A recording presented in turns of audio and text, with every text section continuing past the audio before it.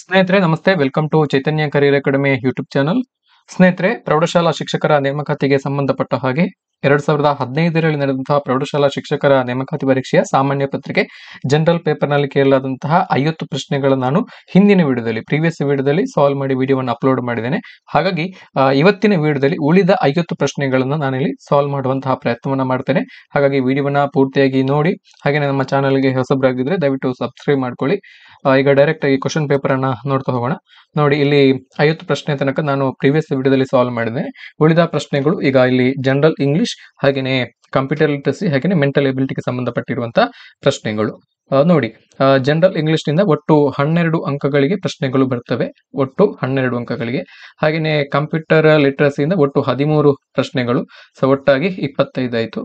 ಆ ನಂತರ ನಿಮಗೆ ಮೆಂಟಲ್ ಎಬಿಲಿಟಿಗೆ ಸಂಬಂಧಪಟ್ಟ ಹಾಗೆ 25 ಪ್ರಶ್ನೆಗಳು ಬರ್ತವೆ.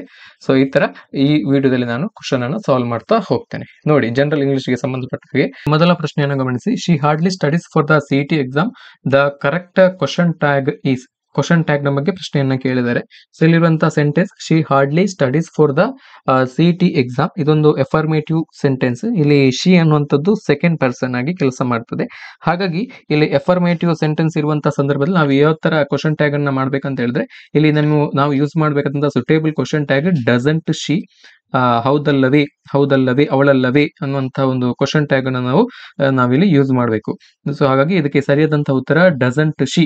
She hardly studies for the CET exams, doesn't she. So ಈ ತರ ಕ್ವಶನ್ ಟ್ಯಾಗ್ ಅನ್ನು ನಾವು ಮಾಡ್ಕೋಬೇಕು.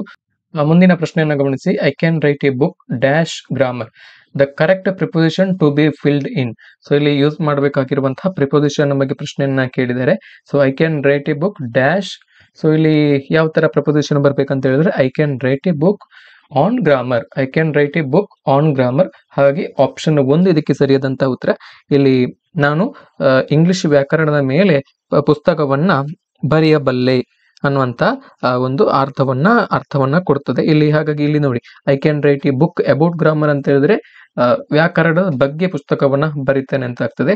ಹಾಗೇನೆ ಇಲ್ಲಿ I can write a book of grammar, ಇದು ಸರಿಯಾದಂತಹ ಸೆಂಟೆನ್ಸ್ ಆಗೋದಿಲ್ಲ. ಹಾಗಾಗಿ ಇಲ್ಲಿ ಇನ್ ಅನ್ನು ಕೂಡ ಯೂಸ್ ಮಾಡಿದೆ ಅಂತ ಹೇಳಿದ್ರೆ, ನಾನು ಇಂಗ್ಲಿಷ್ ಗ್ರಾಮರ್ ನಲ್ಲಿ ಬುಕ್ ಅನ್ನ ಬರೀತೇನೆ. I can write a book in grammar, ಇದು ಕೂಡ ಸರಿಯಾದಂತಹ ಸೆಂಟೆನ್ಸ್ ಆಗುದಿಲ್ಲ. ಹಾಗಾಗಿ I can write a book on grammar, ಇಲ್ಲಿ ಆನ್ ಆಪ್ಷನ್ 1 ಸರಿಯಾದಂತಹ ಉತ್ತರ. ಮುಂದಿನ ಪ್ರಶ್ನೆಯನ್ನ ನೋಡಿ. Identify the part that has a mistake. ಇಲ್ಲಿ ಒಂದು ಸೆಂಟೆನ್ಸ್ ಅನ್ನ ಕೊಡಲಾಗಿದೆ. ಸೊ ಅಲ್ಲಿ ಅದನ್ನ ಬೇರೆ ಬೇರೆ ಡಿವೈಡ್ ಮಾಡಿ ಕೊಟ್ಟಿದ್ದಾರೆ, ABCD ಅಂತೇಳಿ. ಇಲ್ಲಿ ಯಾವ ಪಾರ್ಟ್ ಅಲ್ಲಿ ಮಿಸ್ಟೇಕ್ ಇದೆ ಅನ್ನೋದನ್ನ ನೀವು ಫೈಂಡ್ ಔಟ್ ಮಾಡ್ಕೋಬೇಕು. The opinion that happiness or suffering, ಇದು B ಇದೆ. Depend upon C. Ourselves is not always true, ಇದನ್ನ D ಅಂತೇಳಿ ಅಂಡರ್ಲೈನ್ ಮಾಡಲಾಗಿದೆ. ಸೊ ಇಲ್ಲಿ ಯಾವ ಪಾರ್ಟ್ ಅಲ್ಲಿ ಮಿಸ್ಟೇಕ್ ಅನ್ನ ಇದೆ ಅನ್ನೋದನ್ನ ನಾವು ಫೈಂಡ್ ಔಟ್ ಮಾಡಬೇಕು. ಸೊ ಇಲ್ಲಿ the opinion that happiness or suffering depend. So ಇಲ್ಲಿ ಡಿಪೆಂಡ್ ನ ಬದಲಾಗಿ ಡಿಪೆಂಡ್ಸ್ ಅಂತ ಹೇಳಿ ಬರಬೇಕು, ಇಲ್ಲಿ ಎಸ್ ಬರಬೇಕು. Depends upon ourselves is not always true. ಹಾಗಾಗಿ ಇದಕ್ಕೆ ಸರಿಯಾದಂತಹ ಉತ್ತರ ಇಲ್ಲಿ ಯಾವ ಪಾರ್ಟ್ ಅಲ್ಲಿ ಮಿಸ್ಟೇಕ್ ಅನ್ನ ಮಾಡಲಾಗಿದೆ, ಇದನ್ನ ಯಾವ್ದನ್ನ ಕರೆಕ್ಟ್ ಮಾಡ್ಬೇಕಂತ ಹೇಳಿದ್ರೆ, ಕರೆಕ್ಷನ್ ಅನ್ನ ಯಾವ್ದು ಮಾಡ್ಬೇಕಂತ ಹೇಳಿದ್ರೆ ಇಲ್ಲಿ ಡಿಪೆಂಡ್ಸ್ ಆಗ್ಬೇಕು. ಹಾಗಾಗಿ ಇಲ್ಲಿ ಸಿ ಇದಕ್ಕೆ ಮಿಸ್ಟೇಕ್ ಇರುವಂತಹ ಪಾರ್ಟ್ ಆಗುತ್ತೆ, ಆಪ್ಷನ್ ಸಿ, ಆಪ್ಷನ್ 3 ಸಿ. ಮುಂದಿನ ಪ್ರಶ್ನೆ ನೋಡಿ. Innovation is work. ಸೊ ಅದೇ ತರ ಇಲ್ಲಿ ABCD ಅನ್ನುವಂತ 4 ಸೆಂಟೆನ್ಸ್ ಗಳನ್ನ ಕೊಡಲಾಗಿದೆ. ಸೊ ಇಲ್ಲಿ ನೋಡಿ, ಇಲ್ಲಿ 6 ಅಲ್ಲಿ ಇನ್ನೊಂದು ಸೆಂಟೆನ್ಸ್ ಕೊಡಲಾಗಿದೆ. And this is because they are able to imagine and conceive what we do not even consider possible. So ಇಲ್ಲಿ arrange ABC and D to form a logical sequence. ಒಂದು ಸೀಕ್ವೆನ್ಸ್ ನ ಪ್ರಕಾರ ನಾವು ಅದನ್ನ ಅರೇಂಜ್ ಮಾಡಬೇಕು. 1 and 6 are starting and ending sentence respectively. ಇಲ್ಲಿ 1 ಏನು ಕೊಟ್ಟಿದ್ದಾರೆ, ಇದು ಸ್ಟಾರ್ಟಿಂಗ್ ಸೆಂಟೆನ್ಸ್. ಹಾಗೇನೆ ಇಲ್ಲಿ ಎಂಡಿಂಗ್ ಸೆಂಟೆನ್ಸ್ ಯಾವುದು, ಲಾಸ್ಟ್ ಗೆ ಬರಬೇಕಾದಂತಹ ಸೆಂಟೆನ್ಸ್ ಇಲ್ಲಿ 6 ಅಲ್ಲಿ ಕೊಟ್ಟಿರುವಂತದ್ದು ಲಾಸ್ಟ್ ಗೆ ಬರಬೇಕು. ಹಾಗೇನೆ ಇಲ್ಲಿ ಫಸ್ಟ್ ಅಲ್ಲಿ ಇರುವಂತದ್ದು 1 ನಂಬರಿಂಗ್ ಮಾಡಿರುವಂತದ್ದು ಫಸ್ಟ್ ಅಲ್ಲಿ ಬರಬೇಕು. ಸೊ ಇಲ್ಲಿ ಮಿಡ್ಲ್ ಅಲ್ಲಿ ಯಾವ ತರ ಲಾಜಿಕಲ್ ಸೀಕ್ವೆನ್ಸ್ ಬರಬೇಕು ಅನ್ನೋದನ್ನ ನಾವು ಇಲ್ಲಿ ಅದನ್ನ ಬರಿಬೇಕು. ಸೊ ಈ ತರ ಪ್ರಶ್ನೆಯನ್ನ ಕೇಳಿದ್ದಾರೆ. ಸೊ ಇಲ್ಲಿ ನೋಡಿ, ಫಸ್ಟ್ ಸೆಂಟೆನ್ಸ್ ಯಾವ್ದು ಬರಬೇಕು, first sentence innovation is a work. Next ಇಲ್ಲಿ ಆಯ್ಕೆಗಳನ್ನ ಗಮನಿಸ್ತಾ ಬನ್ನಿ. A, there are people who clearly more talented innovators than the rest of us. It requires knowledge. It also requires great ingenuity, but that alone is not enough. So next ಇಲ್ಲಿ ಯಾವುದು ಬರ್ತದೆ, ಇಲ್ಲಿ sentence ಅನ್ನ ಓದ್ತಾ ಬನ್ನಿ. Next logical ನ ಪ್ರಕಾರ, so logic ನ ಸೀಕ್ವೆನ್ಸ್ ನ ಪ್ರಕಾರ ಇಲ್ಲಿ it requires knowledge. Innovation is A work, it requires knowledge. Next ಯಾವುದು ಬರಬೇಕು, ಇಟ್ ರಿಕ್ವೈರ್ಸ್ ನಾಲೆಜ್. ಅನಂತರ but that alone is not enough, ಅದು ಮಾತ್ರ ಸಾಕಾಗೋದಿಲ್ಲ. ಸೊ ಜ್ಞಾನ ಮಾತ್ರ ಸಾಕಾಗೋದಿಲ್ಲ. ನೆಕ್ಸ್ಟ್ ಯಾವುದು ಬರ್ತದೆ ಅಂತ ಹೇಳಿದ್ರೆ ಬಿ ಆಯ್ತು. ನೆಕ್ಸ್ಟ್ ಬಿ ಆದ ನಂತರ ಡಿ ಬಂತು, ಬಿ ಆದ ನಂತರ ಡಿ ಮತ್ತು ಆ ನಂತರ ಇಲ್ಲಿ it also requires great ingenuity, it also requires great ingenuity. Next C ಬರುತ್ತೆ, ಆ ನಂತರ ಇಲ್ಲಿ ಎ ಬರುತ್ತೆ. There are people who clearly more talent innovators than the rest of us. ಹಾಗಾಗಿ ಇಲ್ಲಿ ಸರಿಯಾದಂತಹ ಉತ್ತರ ನೆಕ್ಸ್ಟ್ ಕೊನೆಗೆ ಬರುವಂಥದ್ದು ಎ. ಹಾಗಾಗಿ ನೆಕ್ಸ್ಟ್ ಕೊನೆಗೆ and this is because they are able to imagine and conceive what we do not even consider possible. ಹಾಗಾಗಿ ಇಲ್ಲಿ ಕೊಟ್ಟಿರುವಂತಹ ಆಯ್ಕೆಗಳಲ್ಲಿ ಸರಿಯಾದಂತಹ ಉತ್ತರ ಮೊದಲು ಯಾವುದು ಬರ್ತದೆ, ಬಿ, ಆನಂತರ ಡಿ ಬರ್ತದೆ, ಆನಂತರ ಸಿ ಬರುತ್ತೆ, ಆನಂತರ ಎ, ಆನಂತರ ಫಸ್ಟಿಗೆ 1 ಇದೆ, ಆನಂತರ ಕೊನೆಗೆ ಅವರು ಕೊಟ್ಟಿರುವಂತಹ ಪ್ರಕಾರ 6 ಇದೆ. ಹಾಗಾಗಿ ಈ ತರ ಸೀಕ್ವೆನ್ಸ್ ಅನ್ನ ಮಾಡ್ತಾ ಹೋದ್ರೆ ಒಂದು ಲಾಜಿಕಲ್ ಸೀಕ್ವೆನ್ಸ್ ಅಲ್ಲಿ ಇಲ್ಲಿ ಸೆಂಟೆನ್ಸ್ಗಳು ಅರೇಂಜ್ಮೆಂಟ್ ಆಗ್ತವೆ. ಹಾಗಾಗಿ ಇಲ್ಲಿ ಆಯ್ಕೆ ಬಿ, BDCA ಸರಿಯಾದಂತಹ ಉತ್ತರ. ಮುಂದಿನ ಪ್ರಶ್ನೆ, he always stammers in public meetings but his today's speech dash. Choose the correct alternative ಅನ್ನ ಕೊಟ್ಟಿದ್ದಾರೆ. He always stammers in the public meetings but his today speech dash ಅಂತೇಳಿ. ಸೊ ಇಲ್ಲಿ ಕೊಟ್ಟಿರುವಂತಹ ವಾಕ್ಯದ ಅರ್ಥ ಏನಪ್ಪಾ ಅಂತ ಹೇಳಿದ್ರೆ, ಆತ ಯಾವಾಗಲೂ ಸಾರ್ವಜನಿಕ ಸಭೆಗಳಲ್ಲಿ ಮಾತನಾಡುವಂತಹ ಸಂದರ್ಭದಲ್ಲಿ ತೊದಲಿಸುತ್ತಿದ್ದನು, ಆದರೆ ಆತನ ಇವತ್ತಿನ ಮಾತು ಯಾವುದೇ ತೊಂದರೆಗಳಿಂದ ಕೂಡಿರಲಿಲ್ಲ. ಸೊ ಹಾಗಾಗಿ ಇಲ್ಲಿ ಒಂದೊಂದಾಗಿ ಆಯ್ಕೆಯನ್ನು ಗಮನಿಸ್ತಾ ಬನ್ನಿ. Today speech was fairly audible to everyone present in the hall, ಇದು ಸರಿಯಾದಂತಹ ಆಯ್ಕೆ ಆಗುದಿಲ್ಲ. ಹಾಗಾಗಿ ಇಲ್ಲಿ ನೆಕ್ಸ್ಟ್ ಆಯ್ಕೆ ನೋಡಿ, was not received satisfactorily, could not be, ಇದು ಕೂಡ ಸರಿಯಾಗುವುದಿಲ್ಲ. Could not be understood properly, so ಇದು ಕೂಡ ಸರಿಯಾದಂತಹ ಆಯ್ಕೆ ಆಗುದಿಲ್ಲ. ಬಟ್ ಇಲ್ಲಿ 4th ಅಲ್ಲಿ ನೋಡಿ, but his today speech was free from the defect, ಯಾವುದೇ ತೊಂದರೆಗಳಿಂದ ಕೂಡಿರಲಿಲ್ಲ. ಇವತ್ತಿನ ಸ್ಪೀಚ್, ಆತನ ಇವತ್ತಿನ ಭಾಷಣ ಯಾವುದೇ ತೊಂದರೆಗಳಿಂದ ಕೂಡಿರಲಿಲ್ಲ. ಡಿಫೆಕ್ಟ್ ಅಂತ ಹೇಳಿದ್ರೆ ತೊಂದರೆ. ಹಾಗಾಗಿ ಇಲ್ಲಿ ಇದಕ್ಕೆ ಸರಿಯಾದಂತಹ ಉತ್ತರ ಆಪ್ಷನ್ 4. ಮುಂದಿನ ಪ್ರಶ್ನೆ, the word furious is an example of furious. So ಇದಕ್ಕೆ ಯಾವುದಕ್ಕೆ ಎಕ್ಸಾಂಪಲ್ ಅನ್ನ ಆಗಿ ನೀಡಬಹುದು ಅನ್ನುವಂತಹ ಒಂದು ಪ್ರಶ್ನೆಯನ್ನ ಕೇಳಿದರೆ, ಸೊ ಇದಕ್ಕೆ ಫ್ಯೂರಿಯಸ್ ಇದು ಯಾವುದಕ್ಕೆ ಎಕ್ಸಾಂಪಲ್ ಅಂತ ಹೇಳಿದ್ರೆ, ಇದು ಯಾವುದಕ್ಕೆ ಎಕ್ಸಾಂಪಲ್ ಅಂತ ಹೇಳಿದ್ರೆ ಆಪ್ಷನ್ 2 ಡಿರೈವೇಶನ್ ಅಂತ ಹೇಳಿ ಅರ್ಥ ಆಗ್ತದೆ. ಅಂದ್ರೆ ಜನಿಸಿದ್ದು, ಫ್ಯೂರಿಯಸ್ ಜನಿಸಿದ್ದು ಅಥವಾ ಉತ್ಪತ್ತಿಯಾದದ್ದು ಅನ್ನುವಂಥ ಒಂದು ಅರ್ಥವನ್ನ ಕೊಡ್ತದೆ. ಸೊ ಇಲ್ಲಿ ನೋಡಿ, ಕಾಂಪೋಸಿಷನ್ ಅಂತ ಹೇಳಿದ್ರೆ ಎರಡು ಶಬ್ದಗಳ ಸಮಾಗಮ, ಎರಡು ಶಬ್ದಗಳ ಸಮಾಗಮವನ್ನ ನಾವು ಕಾಂಪೋಸಿಷನ್ ಅಂತ ಕರೆದ್ರೆ. ಫಾರ್ ಎಕ್ಸಾಂಪಲ್ ಗೆಟ್ ಔಟ್ ನೋಡಿ, get plus out, get plus out ಅನ್ನು ನಾವು ಒಟ್ಟಾಗಿ ಗೆಟ್ ಔಟ್ ಅಂತ ಕೂಡ ಯೂಸೇಜ್ ಇದೆ. ಸೊ ಇದನ್ನ ಇಂತಹ ಪದಗಳನ್ನು ನಾವು ಕಾಂಪೋಸಿಷನ್ ಅಂತ ಹೇಳಿ ಕರಿತೇವೆ. ಸೊ ಹಾಗೇನೆ ಇಲ್ಲಿ ನೆಕ್ಸ್ಟ್ ಆಯ್ಕೆ ಒನಮಟೋಪೋಯ. ಸೊ ಒನಮಟೋಪೋಯ ಅಂತ ಹೇಳಿದ್ರೆ ಧ್ವನಿಯ ರೀತಿಯನ್ನ ತಿಳಿಸುವಂತಹ ಒಂದು ಅರ್ಥವನ್ನ ಕೊಡ್ತದೆ ಅಥವಾ ಶಬ್ದದ ರೀತಿಯನ್ನ ತಿಳಿಸುವಂತದ್ದು. ಸೊ ಹಾಗೇನೆ ಇಲ್ಲಿ ಬ್ಯಾಕ್ ಫಾರ್ಮೇಶನ್ ಅಂತ ಹೇಳಿದ್ರೆ, ಸೊ ಇಲ್ಲಿ ಸಫಿಕ್ಸ್ ಅಥವಾ ಪ್ರಿಫಿಕ್ಸ್ ಗಳನ್ನ ನಾವು ಉಪಯೋಗಿಸುವುದರ ಮುಖಾಂತರ ಹೊಸ ಶಬ್ದವನ್ನ ಉತ್ಪಾದಿಸುವಂತಹ ಒಂದು ಪ್ರಕ್ರಿಯೆ. ಸೊ ಇದನ್ನ ನಾವು ಬ್ಯಾಕ್ ಫಾರ್ಮೇಶನ್ ಅಂತ ಕರಿತೇವೆ. ಸೊ ಹಾಗಾಗಿ ಇಲ್ಲಿ ಇದಕ್ಕೆ ಸರಿಯಾದಂತಹ ಉತ್ತರ ಆಪ್ಷನ್ 2 ಡಿರೈವೇಶನ್. ಮುಂದಿನ ಪ್ರಶ್ನೆ, the synonym of chivalrous, synonym of the word chivalrous is. So chivalrous ಅನ್ನುವಂತಹ ಪದದ ಸಮಾನಾರ್ಥಕ ಪದ ಸಿನೋನಿಮ್. ಸೊ ಇದಕ್ಕೆ ಸರಿಯಾದಂತಹ ಉತ್ತರ ಗ್ಯಾಲೆಂಟ್. ಗ್ಯಾಲೆಂಟ್ ಅನ್ನುವಂಥ ಒಂದು ಅರ್ಥವನ್ನ ಕೊಡ್ತದೆ. ಗ್ಯಾಲೆಂಟ್ ಅಂತ ಹೇಳಿದ್ರೆ ಶೂರ, ಕೈವಲ್ರಸ್ ಅಂತ ಅಂದ್ರೆ ಕೂಡ ಶೂರ ಅನ್ನುವಂಥ ಒಂದು ಅರ್ಥ. ಸೊ ಹಾಗಾಗಿ ಇದಕ್ಕೆ ಆಪ್ಷನ್ 1 ಸರಿಯಾದಂತ ಉತ್ತರ. ಸೊ ಇಲ್ಲಿ ಇಂಪೀಟಸ್ ಅಂತ ಹೇಳಿದ್ರೆ ಇಲ್ಲಿ ಪ್ರಚೋದಿಸುವಂತ ಅರ್ಥವನ್ನು ಕೊಡ್ತದೆ, ಪ್ರಚೋದಿಸುವ. ಹಾಗೇನೆ ಇಲ್ಲಿ ಬ್ರೇವ್ ಅನ್ನುವಂತ ಪದಕ್ಕೆ ಕೆಚ್ಚೆದೆ ಅನ್ನುವಂತಹ ಅರ್ಥ ಇದೆ ಕನ್ನಡದಲ್ಲಿ. ಹಾಗೇನೆ ಇಲ್ಲಿ ಇಂಪ್ರೋವರೇಷನ್ ಅಂತ ಹೇಳಿದ್ರೆ ಬಡತನದ ಅನ್ನುವಂತಹ ಅರ್ಥವನ್ನ ಕೊಡ್ತದೆ. ಹಾಗಾಗಿ ಇಲ್ಲಿ ಕೈವಲ್ರಸ್ ಅನ್ನೋದ ಪದಕ್ಕೆ ಸಿನೋನಿಮ್ ಗ್ಯಾಲೆಂಟ್, ಆಪ್ಷನ್ 1. ಮುಂದಿನ ಪ್ರಶ್ನೆಯನ್ನು ಗಮನಿಸಿ, the correctly spelt word is. So ಇಲ್ಲಿ ಸ್ಪೆಲ್ಲಿಂಗ್ ಮಿಸ್ಟೇಕ್ ಅನ್ನು ನಾವು ಫೈಂಡ್ ಔಟ್ ಮಾಡಬೇಕು. ಕರೆಕ್ಟ್ ಆಗಿ ಸ್ಪೆಲ್ಟ್ ಆದಂತಹ ವರ್ಡ್ ಅನ್ನ ನಾವು ಇಲ್ಲಿ ಐಡೆಂಟಿಫೈ ಮಾಡ್ಕೋಬೇಕು. ನೋಡಿ, ಸಿಗರೇಟ್ ನ ಡಿಫ್ರೆಂಟ್ ಬೇರೆ ಬೇರೆ ಲೆಟರ್ಸ್ ಗಳನ್ನ ಅವರು ಶಫಲ್ ಮಾಡಿ ಕೊಟ್ಟಿದ್ದಾರೆ. ಇಲ್ಲಿ ಕರೆಕ್ಟ್ ಆದಂತಹ ಯೂಸೇಜ್ ಯಾವುದು, ಕರೆಕ್ಟ್ ಫಾರ್ಮ್ ಯಾವುದು ಅಂತೇಳಿ ನಾವು ಇದು ಮಾಡಬೇಕು. ಸೊ ಇದಕ್ಕೆ ಸರಿಯಾದಂತಹ ಉತ್ತರ ಸಿಗರೆಟ್, CIGARETTE, ಸಿಗರೆಟ್ ನ ನಾವು ಈ ತರ ಬರೀತೇವೆ. Option 3. Next question, choose the correct sentence. They finished the work of a day. Option 2, she goes to the temple of Durga. We are inclined for hard work. ಹಾಗೇನೆ service is requisite for happiness, service is requisite for happiness. So ಇಲ್ಲಿ ಯಾವುದು correct sentence ಅಂತೇಳಿ ನಾವು identify ಮಾಡ್ಕೋಬೇಕು. So ಎಲ್ಲ ಇಲ್ಲಿ ಕೊಟ್ಟಿರುವಂತಹ ಆಯ್ಕೆಗಳಲ್ಲಿ ಕೆಲವೊಂದಿಷ್ಟು ಗ್ರಾಮ್ಯಾಟಿಕಲ್ ಮಿಸ್ಟೇಕ್ಗಳಿರ್ಬೋದು. ಗ್ರಾಮ್ಯಾಟಿಕಲ್ ಆಗಿ ಕರೆಕ್ಟ್ ಆಗಿರುವಂತಹ ಸೆಂಟೆನ್ಸ್ ಅನ್ನು ನಾವಿಲ್ಲಿ ಫೈಂಡ್ ಔಟ್ ಮಾಡ್ಕೋಬೇಕು. ಹಾಗೇನೆ ಇಲ್ಲಿ ನಾವು ಉತ್ತರವನ್ನು ಬರಿಬೇಕು. ಇಲ್ಲಿ ಎಲ್ಲ ಸೆಂಟೆನ್ಸ್ಗಳನ್ನ ಗಮನಿಸ್ತಾ ಹೋದಾಗ they finished the work of a day, ಇದು ಕೂಡ ಸರಿಯಾದಂತಹ ಗ್ರಾಮ್ಯಾಟಿಕಲ್ ಫಾರ್ಮ್ ಅಲ್ಲಿ ಇಲ್ಲ. ಹಾಗೇನೆ she goes to the temple of Durga, she goes to the, so ಇಲ್ಲಿ ಗೋಸ್ ನ ಯೂಸೇಜ್ ಬರಲ್ಲ. ಸೊ ಹಾಗಾಗಿ ಇದು ಇಲ್ಲಿ ಶಿ ವೆಂಟ್ ಟು ದ ಅಂತ ಆಗ್ಬೇಕು. She went to the temple of Durga. So ಹಾಗಾಗಿ ಇದು ಕೂಡ ಆಗೋದಿಲ್ಲ. ಸೊ ನೆಕ್ಸ್ಟ್ ಇಲ್ಲಿ ನೋಡಿ, we are inclined for hard work, ಇದು ಕೂಡ ಸರಿಯಾದಂತಹ ಯೂಸೇಜ್ ಅಲ್ಲ, ಗ್ರಾಮ್ಯಾಟಿಕಲ್ ಆರ್ಡರ್ ಅಲ್ಲಿ ಇಲ್ಲ. ಹಾಗೇನೆ ಇಲ್ಲಿ ನೋಡಿ, service is requisite for happiness, ಇದು ಸರಿಯಾದಂತಹ ಗ್ರಾಮ್ಯಾಟಿಕಲ್ ಫಾರ್ಮ್ ಅಲ್ಲಿ ಇದೆ. Service is requisite for happiness. ಹಾಗಾಗಿ ಇದಕ್ಕೆ ಸರಿಯಾದಂತಹ ಉತ್ತರ option 4 is the correct sentence.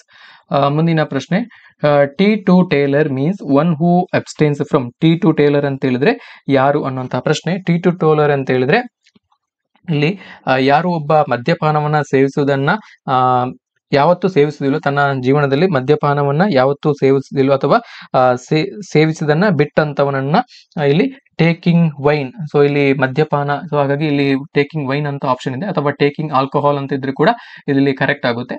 ಹಾಗಾಗಿ one who abstains from taking wine is called as teetotaller. ಹಾಗಾಗಿ ಆಪ್ಷನ್ 3 ಇದಕ್ಕೆ ಸರಿಯಾದಂತಹ ಉತ್ತರ. ಇಲ್ಲಿ ಉಳಿದೆಲ್ಲ ಆಯ್ಕೆಗಳ ಅರ್ಥ ನಿಮಗೆ ಗೊತ್ತಿದೆ. ಥೆಫ್ಟ್ ಅಂತ ಹೇಳಿದ್ರೆ ಕಳ್ಳ, ಮೀಟ್ ಅಂತ ಹೇಳಿದ್ರೆ ಮಾಂಸ, ಹಾಗೇನೆ ಟೇಕಿಂಗ್ ಟೀ ಅಂತ ಹೇಳಿದ್ರೆ ಇಲ್ಲಿ ಚಹಾವನ್ನ ಸೇವಿಸುವುದು ಅಂತೇಳಿ. ಸೊ ಹಾಗಾಗಿ ಇದಕ್ಕೆ ಸರಿಯಾದಂತದ್ದು ಆಪ್ಷನ್ 3, ಟೇಕಿಂಗ್ ವೈನ್. ನೆಕ್ಸ್ಟ್ ನೋಡಿ, his winning the talent Hunt show was not A flash in the PAN. The underline ಇಡಿಯೋಮ್ಯಾಟಿಕ್ expression can be replaced by. ಇಲ್ಲಿ ಫ್ಲಾಶ್ ಇನ್ ದ ಪ್ಯಾನ್ ಅನ್ನ ಅಂಡರ್ಲೈನ್ ಮಾಡಲಾಗಿದೆ. ಸೊ ಇಲ್ಲಿ ಇದು ಒಂದು idiom.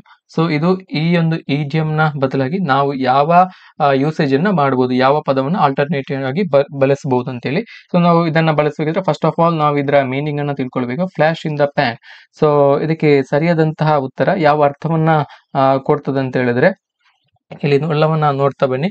ಇಲ್ಲಿ flash in the PAN ಅಂತ ಹೇಳಿದ್ರೆ just A one of display of brilliance, just A one of display of brilliance ಅನ್ನುವಂತ ಒಂದು ಅರ್ಥವನ್ನ ಕೊಡ್ತದೆ. ಸೊ ಈಗಂದ್ರೆ ಏನಂತ ಹೇಳಿದ್ರೆ ಯಾವತ್ತಿಗೂ ಅಥವಾ ಯಾವಾಗಲಾದರೂ ಒಮ್ಮೆ ಅಥವಾ ಒಂದು ಬಾರಿ ಘಟಿಸುವಂತಹ ಘಟನೆ ಅಥವಾ ಪದೇ ಪದೇ ಘಟಿಸಲಾರದಂತಹ ಘಟನೆ ಅನ್ನುವಂತ ಒಂದು ಅರ್ಥವನ್ನ ಕೊಡ್ತದೆ. ಫ್ಲಾಶ್ ಇನ್ ದ ಪ್ಯಾನ್ ಅಂತ ಹೇಳಿದ್ರೆ ಯಾವಾಗಲೂ ಒಂದು ಬಾರಿ ಮಾತ್ರ ಘಟಿಸುವಂತಹ ಘಟನೆ, ಪದೇ ಪದೇ ಘಟಿಸುವಂತಹ ಘಟನೆ ಅಲ್ವಾ ಅನ್ನುವಂತ ಅರ್ಥವನ್ನ ಕೊಡ್ತದೆ.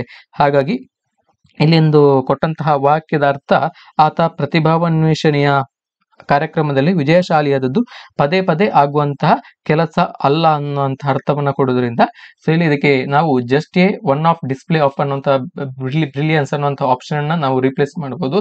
ಹಾಗಾಗಿ ಆಪ್ಷನ್ 1 ಇದಕ್ಕೆ ಸರಿಯಾದಂತಹ ಉತ್ತರ. ಮುಂದಿನ ಪ್ರಶ್ನೆಯನ್ನು ಗಮನಿಸಿ. Fatuous person can also be called as, fatuous person can also be called as.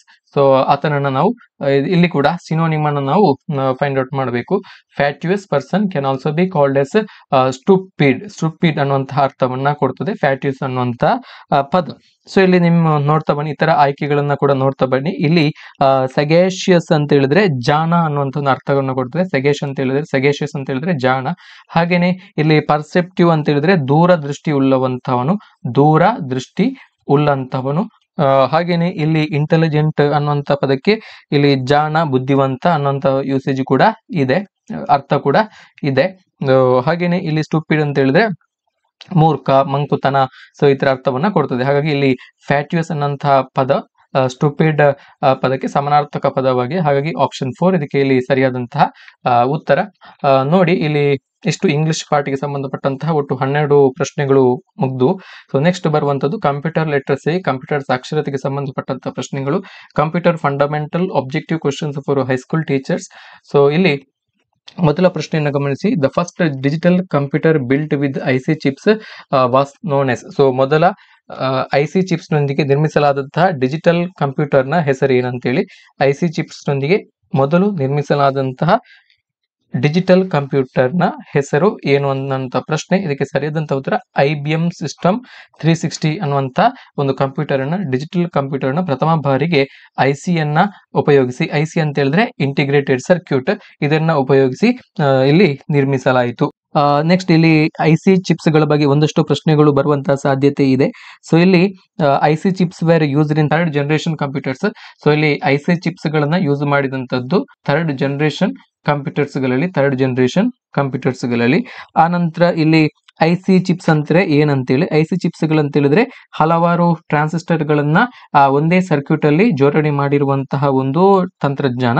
So ಇಲ್ಲಿ ಇಂತಹ ಒಂದು ತಂತ್ರಜ್ಞಾನವನ್ನು ಮೊದಲ ಬಾರಿಗೆ ಮೂರನೇ ಪೀಳಿಗೆಯ ಕಂಪ್ಯೂಟರ್ ನಲ್ಲಿ ಬಳಸಲಾಯಿತು.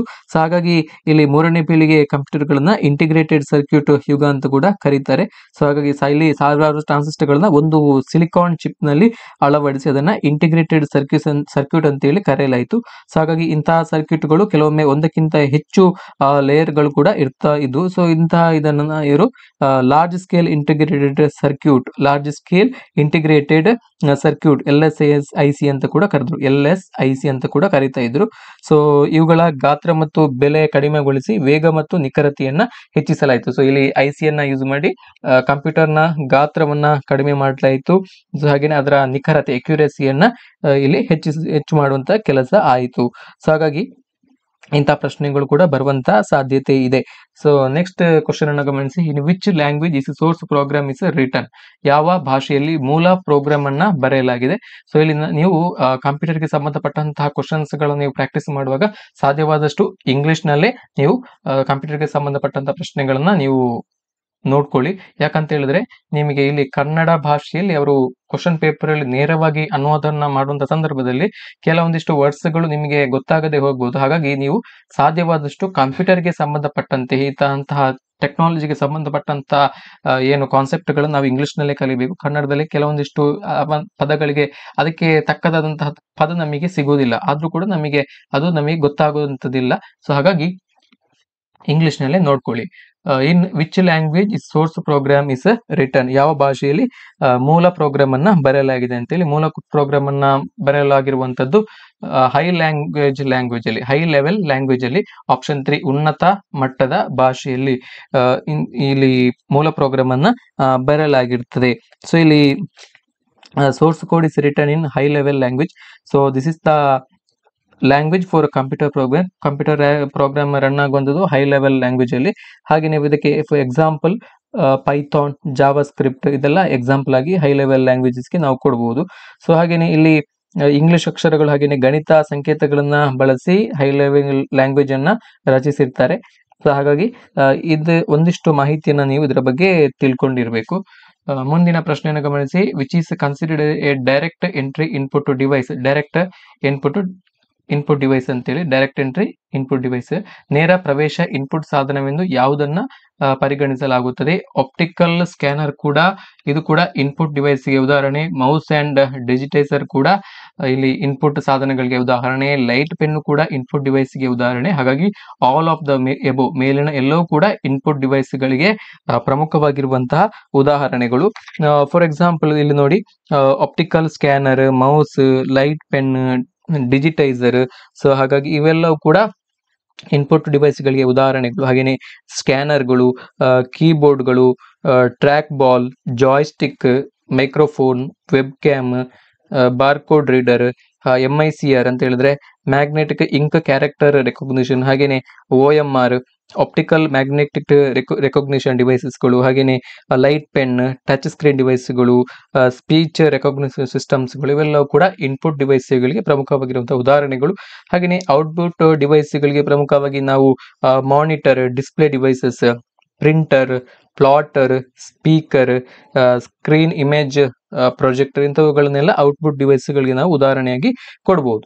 The first mini computer build, ಮೊದಲ ಮಿನಿ ಕಂಪ್ಯೂಟರ್ ಅನ್ನ ಯಾವಾಗ ನಿರ್ಮಿಸಲಾದಂತಹ ವರ್ಷ 1965ರಲ್ಲಿ ಮೊದಲ ಮಿನಿ ಕಂಪ್ಯೂಟರ್ ಅನ್ನ ನಿರ್ಮಿಸಲಾಯಿತು. 1965 1965 ಅಲ್ಲಿ ಮಿನಿ ಕಂಪ್ಯೂಟರ್ ಅನ್ನುವಂಥದ್ದು ಒಂದು ರೀತಿಯ ಕಂಪ್ಯೂಟರ್ ಆಗಿರುವಂಥದ್ದು. ಅದು ಕಂಪ್ಯೂಟರ್ನ ವೈಶಿಷ್ಟ್ಯ ಮತ್ತು ಸಾಮರ್ಥ್ಯಗಳನ್ನ ಹೊಂದಿದೆ, ಆದರೆ ಗಾತ್ರದಲ್ಲಿ ಮಾತ್ರ ಚಿಕ್ಕದಾಗಿರುವಂಥದ್ದು. ಈ mini computer May also be called S A mid range computer ಅಂತ ಕೂಡ ಕರೀತಾರೆ. ಮಿನಿ ಕಂಪ್ಯೂಟರ್ ಅನ್ನ ಮಿಡ್ ರೇಂಜ್ ಕಂಪ್ಯೂಟರ್ ಅಂತ ಕೂಡ ಕರೀತಾರೆ. So first mini computer built in the year 1965. 1965ರಲ್ಲಿ ಮೊದಲ ಮಿನಿ ಕಂಪ್ಯೂಟರ್ ಅನ್ನ ಇಲ್ಲಿ ರಚಿಸಲಾಯಿತು, ನಿರ್ಮಾಣ ಮಾಡಲಾಯಿತು. ಸೊ ಇವು ಚಿಕ್ಕ ಗಾತ್ರದ ಸಾಮಾನ್ಯ ಉದ್ದೇಶದ ಕಂಪ್ಯೂಟರ್ಗಳಾಗಿವೆ. ಇವು ದುಬಾರಿ ಹಾಗೆಯೇ ಪರ್ಸನಲ್ ಕಂಪ್ಯೂಟರ್ಗಳಿಗಿಂತ ಹೆಚ್ಚು ಶಕ್ತಿಶಾಲಿ, ಹಾಗೆಯೇ ಭಾರಿ ಪ್ರಮಾಣದ ಸಂಗ್ರಹ ಸಾಮರ್ಥ್ಯ ಅಂದ್ರೆ ಸ್ಟೋರೇಜ್ ಕೆಪಾಸಿಟಿ ಇದೆ. ಒಂದೇ ಸಮಯದಲ್ಲಿ ಹಲವಾರು ಬಳಕೆದಾರರು ಕೆಲಸ ಮಾಡಲು ಅವಕಾಶವನ್ನ ನೀಡುತ್ತದೆ. ಹಾಗೆಯೇ ಭಾರಿ ಪ್ರಮಾಣದ ಡಾಟಾವನ್ನ ಸಂಸ್ಕರಿಸಲು ಅಂದ್ರೆ ಪ್ರೊಸೆಸ್ ಮಾಡಲು ಇದನ್ನ ಉಪಯೋಗಿಸ್ತಾರೆ. ಫಾರ್ ಎಕ್ಸಾಂಪಲ್ ಬೇರೆ ಬೇರೆ ಕಂಪನಿಗಳು ಈ ಒಂದು ಮಿನಿ ಕಂಪ್ಯೂಟರ್ಗಳನ್ನ ಪ್ರೊಡಕ್ಷನ್ ಮಾಡಿದ್ದು ಆ ಒಂದು ಸಂದರ್ಭದಲ್ಲಿ. For example DEC wax series 8200 ಈ ಒಂದು ಸೀರೀಸ್ ನ ಮಿನಿ ಕಂಪ್ಯೂಟರ್ ಬಂತು. ಹಾಗೆಯೇ ICL ಸೀರೀಸ್ 39, 20, 50, 60 ಈ ಸೀರೀಸ್ ನ ಮಿನಿ ಕಂಪ್ಯೂಟರ್ಸ್ ಕೂಡ ಬಂತು. ಹಾಗೆಯೇ IBM ಕಂಪನಿ ಕಡೆಯಿಂದ 36/38, IBM 370, IBM 9370 ಈ ಸೀರೀಸ್ ನ ಮಿನಿ ಕಂಪ್ಯೂಟರ್ಗಳು ಕೂಡ ಮಾರುಕಟ್ಟೆಗೆ ಬಂದು ಆ ಒಂದು ಸಮಯದಲ್ಲಿ. ಮುಂದಿನ ಪ್ರಶ್ನೆಯನ್ನ ಗಮನಿಸಿ. 67ನೇ ಪ್ರಶ್ನೆ, the computer code for the interchange of information between terminals is. Terminal ನಡುವಿನ ಇಂಟರ್ಚೇಂಜ್ ಮಾಹಿತಿಗಾಗಿ ಕಂಪ್ಯೂಟರ್ ಸೂಚಿಸುವ ಸಂಕೇತ ಯಾವುದು ಅನ್ನುವಂತ ಪ್ರಶ್ನೆ. ಇದಕ್ಕೆ ಸರಿಯಾದಂತಹ ಉತ್ತರ ASCII. ಸೊ ಏನಿದು ASCII ಅಂತ ಹೇಳಿದ್ರೆ, so ASCII stands for American standard code for information interchange. ಇದರ full form American standard code for information interchange, ಇದರ ಫುಲ್ ಫಾರ್ಮ್ ಆಗಿರುವಂತದ್ದು. ASCII is the most common character encoding format for the text data in computers and on the internet. ಮುಂದಿನ ಪ್ರಶ್ನೆಯನ್ನ ಗಮನಿಸಿ. The latest version of ನುಡಿ software. So ಈ ಒಂದು ಪರೀಕ್ಷೆ ನಡೆದಂತದ್ದು 2015ರಲ್ಲಿ. ಆಗಿನ ಸಂದರ್ಭಕ್ಕೆ ತಕ್ಕದಾಗಿ ಒಂದು ಪ್ರಶ್ನೆಯನ್ನ ಕೇಳಿದ್ದಾರೆ. ಸೊ ಹಾಗಾಗಿ ಆಗ 2015 ಆ ಒಂದು ಟೈಮಲ್ಲಿ 5.1 ನುಡಿ 5.1 ಲೇಟೆಸ್ಟ್ ಸಾಫ್ಟ್ವೇರ್ ಆಗಿತ್ತು. ಬಟ್ ಈಗ ನುಡಿ ಸಾಫ್ಟ್ವೇರ್ 6.1 ಕೂಡ ಬಂದಿದೆ. 6.1 ಕೂಡ ಬಂದಿದೆ. ನುಡಿ 6.1 ಬಂದಿದೆ. ಹಾಗೇನೆ ಇಲ್ಲಿ ಮಲ್ಟಿ ನುಡಿ 6.5 ಕೂಡ ಬಂದಿದೆ. ಮಲ್ಟಿ ನುಡಿ 6.5 ಕೂಡ ಈ ಒಂದು ಸಾಫ್ಟ್ವೇರ್ ಕೂಡ ಬಂದಿದೆ. ಹಾಗಾಗಿ ಇಲ್ಲಿ ಈ ಒಂದು ಪ್ರಶ್ನೆಗೆ 5.1 ಉತ್ತರ. ಬಟ್ ಈಗ ಲೇಟೆಸ್ಟ್ ಸಾಫ್ಟ್ವೇರ್ ನುಡಿ 6.1 ಹಾಗೆಯೇ ಮಲ್ಟಿ ನುಡಿ 6.5 ಇವೆರಡು ಕೂಡ ಲೇಟೆಸ್ಟ್ ಆದಂತಹ ನುಡಿ ಸಾಫ್ಟ್ವೇರ್ಗಳು. ನುಡಿ ಸಾಫ್ಟ್ವೇರ್ ಅನ್ನ ಡೆವಲಪ್ ಮಾಡಿದಂಥದ್ದು ನಮ್ಮ ಕರ್ನಾಟಕದ ಕನ್ನಡ ಗಣಕ ಪರಿಷತ್ತು. ಕನ್ನಡ ಗಣಕ ಪರಿಷತ್ತು ನುಡಿ ಸಾಫ್ಟ್ವೇರ್ ಅನ್ನ ಅಭಿವೃದ್ಧಿ ಪಡಿಸುತ್ತದೆ. ಕನ್ನಡ ಗಣಕ ಪರಿಷತ್ತು KGP ಅಂತ ಹೇಳಿ ಕರೀತೇವೆ. ಇದು ನುಡಿ ಸಾಫ್ಟ್ವೇರ್ ಅನ್ನ ಡೆವಲಪ್ ಮಾಡ್ತದೆ. ಮುಂದಿನ ಪ್ರಶ್ನೆಯನ್ನ ಗಮನಿಸಿ. Which is used for manufacturing chips. ಇಲ್ಲಿ ಚಿಪ್ಸ್ ಗಳನ್ನ ಯೂಸ್ ಮಾಡ್ಲಿಕ್ಕೆ ಯಾವುದನ್ನ ಬಳಸಲಾಗ್ತದೆ? ಸೊ ಚಿಪ್ಸ್ ಗಳನ್ನ ಯೂಸ್ ಮಾಡ್ಲಿಕ್ಕೆ ಸೆಮಿ ಕಂಡಕ್ಟರ್ಸ್ ಗಳನ್ನ ಬಳಸಲಾಗ್ತದೆ. ಪ್ರಮುಖವಾಗಿ ಸಿಲಿಕಾನ್ ಸೆಮಿಕಂಡಕ್ಟರ್. ಸೆಮಿಕಂಡಕ್ಟರ್ಸ್ ಅಂತ ಹೇಳಿದ್ರೆ ಅರೆವಾಹಕಗಳು. ಸೊ ಇವು ಎಲೆಕ್ಟ್ರಾನಿಕ್ ಡಿವೈಸ್ ಗಳಲ್ಲಿ ಚಿಪ್ಸ್ ಗಳು, ಪ್ರಮುಖವಾಗಿ ಚಿಪ್ಸ್ ಗಳು, ಇಂಟಿಗ್ರೇಟೆಡ್ ಸರ್ಕ್ಯೂಟ್ಸ್ ಗಳ ತಯಾರಿಕೆಯಲ್ಲಿ ಇಲ್ಲಿ ಇದನ್ನ ಬಳಕೆ ಮಾಡಲಾಗ್ತದೆ. ಮುಂದಿನ ಪ್ರಶ್ನೆಯನ್ನ ಗಮನಿಸಿ. A computer program that converts an entire program into machine language is called. ಇಡೀ ಕಂಪ್ಯೂಟರ್ ಪ್ರೋಗ್ರಾಮ್ನ ಸೂಚನೆಗಳನ್ನ ಯಂತ್ರ ಭಾಷೆಗಳಿಗೆ ಪರಿವರ್ತಿಸುವುದನ್ನ ಹೀಗೆಂದು ಕರೆಯುವರು ಅನ್ನುವಂತಹ ಪ್ರಶ್ನೆ. ಸೊ ಇದನ್ನ ನಾವು ಕಂಪೈಲರ್ ಅಂತೇಳಿ ಕರಿತೇವೆ. A computer program that converts an entire program into machine language is called as compiler. Compiler ಅಂತೇಳಿ ನಾವು ಕರಿತೇವೆ. So a compiler is a computer program that translates code written in high level language to lower level language. ಅಂದ್ರೆ ಒಂದು language ಇಂದ high level language ನಿಂದ low level language ಗೆ, ಹಾಗೇನೆ low level language ಇಂದ ಹೈ ಲೆವೆಲ್ ಲ್ಯಾಂಗ್ವೇಜ್ ಈ ತರ interchange ಆಗಿ ಒಂದು ಇಂತಹ ಒಂದು ಕೆಲಸವನ್ನ ಮಾಡುವಂತಹ ಮಿಷಿನ್ ಪ್ರೋಗ್ರಾಮ್ ಅನ್ನ ನಾವು ಕಂಪೈಲರ್ ಅಂತೇಳಿ ಕರಿತೇವೆ. ಸೊ ಹಾಗಾಗಿ ಇದನ್ನ ನೀವು ದಯವಿಟ್ಟು ಗಮನಿಸಿ. ಮುಂದಿನ ಪ್ರಶ್ನೆಯನ್ನ ಗಮನಿಸಿ. ಕಂಪ್ಯೂಟರ್ ಪ್ರೋಗ್ರಾಂನ ಸೂಚನೆಗಳನ್ನ ಯಂತ್ರ ಭಾಷೆಗಳಿಗೆ ಒಂದು ಅವಧಿಗೆ ಪರಿವರ್ತಿಸುವ ಕ್ರಮವಿಧಿಯನ್ನ ಹೀಗೆಂದು ಕರೆಯುವರು. ಒಂದು ಅವಧಿಗೆ ಮಾತ್ರ. A computer program that translates one program instructions at a time into machine language is called. ಒಂದೇ ಬಾರಿಗೆ ಕನ್ವರ್ಟ್ ಮಾಡುವಂತಹ ಮೆಷಿನ್ ಲ್ಯಾಂಗ್ವೇಜ್ ಅನ್ನ ನಾವು ಏನಂತ ಕರಿತೇವೆ ಅಂತೇಳಿ. ಸೊ ಇದನ್ನ ನಾವು ಇಂಟರ್ಪ್ರೆಟರ್ ಅಂತೇಳಿ ಕರಿತೇವೆ. ಆಪ್ಷನ್ 1 ಇಂಟರ್ಪ್ರೆಟರ್. ಒಂದೇ ಬಾರಿ ಈ ಕಂಪ್ಯೂಟರ್ ಪ್ರೋಗ್ರಾಮ್ಗಳನ್ನ ಕಂಪ್ಯೂಟರ್ ಲ್ಯಾಂಗ್ವೇಜ್ ಅನ್ನ ಕನ್ವರ್ಟ್ ಮಾಡುವಂತಹ ಒಂದು ವ್ಯವಸ್ಥೆಯನ್ನು ನಾವು ಇಂಟರ್ಪ್ರೆಟರ್ ಅಂತೇಳಿ ಕರಿತೇವೆ. ಹಾಗಾಗಿ ಆಪ್ಷನ್ 1 ಇದಕ್ಕೆ ಸರಿಯಾದಂತಹ ಉತ್ತರ. ಇದು ಕೂಡ ಕಂಪೈಲರ್ ನಂತೆ ಕಾರ್ಯವನ್ನ ನಿರ್ವಹಿಸ್ತದೆ. ಆದ್ರೆ ಸರದಿಯ ಪ್ರಕಾರ ಒಂದು ಬಾರಿಗೆ ಮಾತ್ರ ಸಾಲನ್ನ ಅನುವಾದಿಸ್ತದೆ, ಅಂದ್ರೆ ಎಟ್ ಎ ಟೈಮ್ ಇದನ್ನ ಮಾಡ್ತದೆ. ಮುಂದಿನ ಪ್ರಶ್ನೆಯನ್ನ ಗಮನಿಸಿ. 72ನೇ ಪ್ರಶ್ನೆ. ವಿನ್ಯಾಸ, ಪ್ರೋಗ್ರಾಂ, ಕಾರ್ಯಕಾರಿತ್ವ ಮತ್ತು ಕಂಪ್ಯೂಟರ್ ಸಲಕರಣೆಗಳ ನಿರ್ವಹಣೆಯನ್ನ ಕೈಗೊಳ್ಳುವವರು ಯಾರು ಅಂತೇಳಿ. ಸೊ ಇಲ್ಲಿ personnel who design, program, operate and maintain computer equipment refers to. ಇವರನ್ನ ಏನಂತ ಕರಿತೇವೆ ಅಂತೇಳಿ. ಇವರನ್ನ ಪೀಪಲ್ ವೇರ್ ಅಂತೇಳಿ ನಾವು ಕರಿತೇವೆ.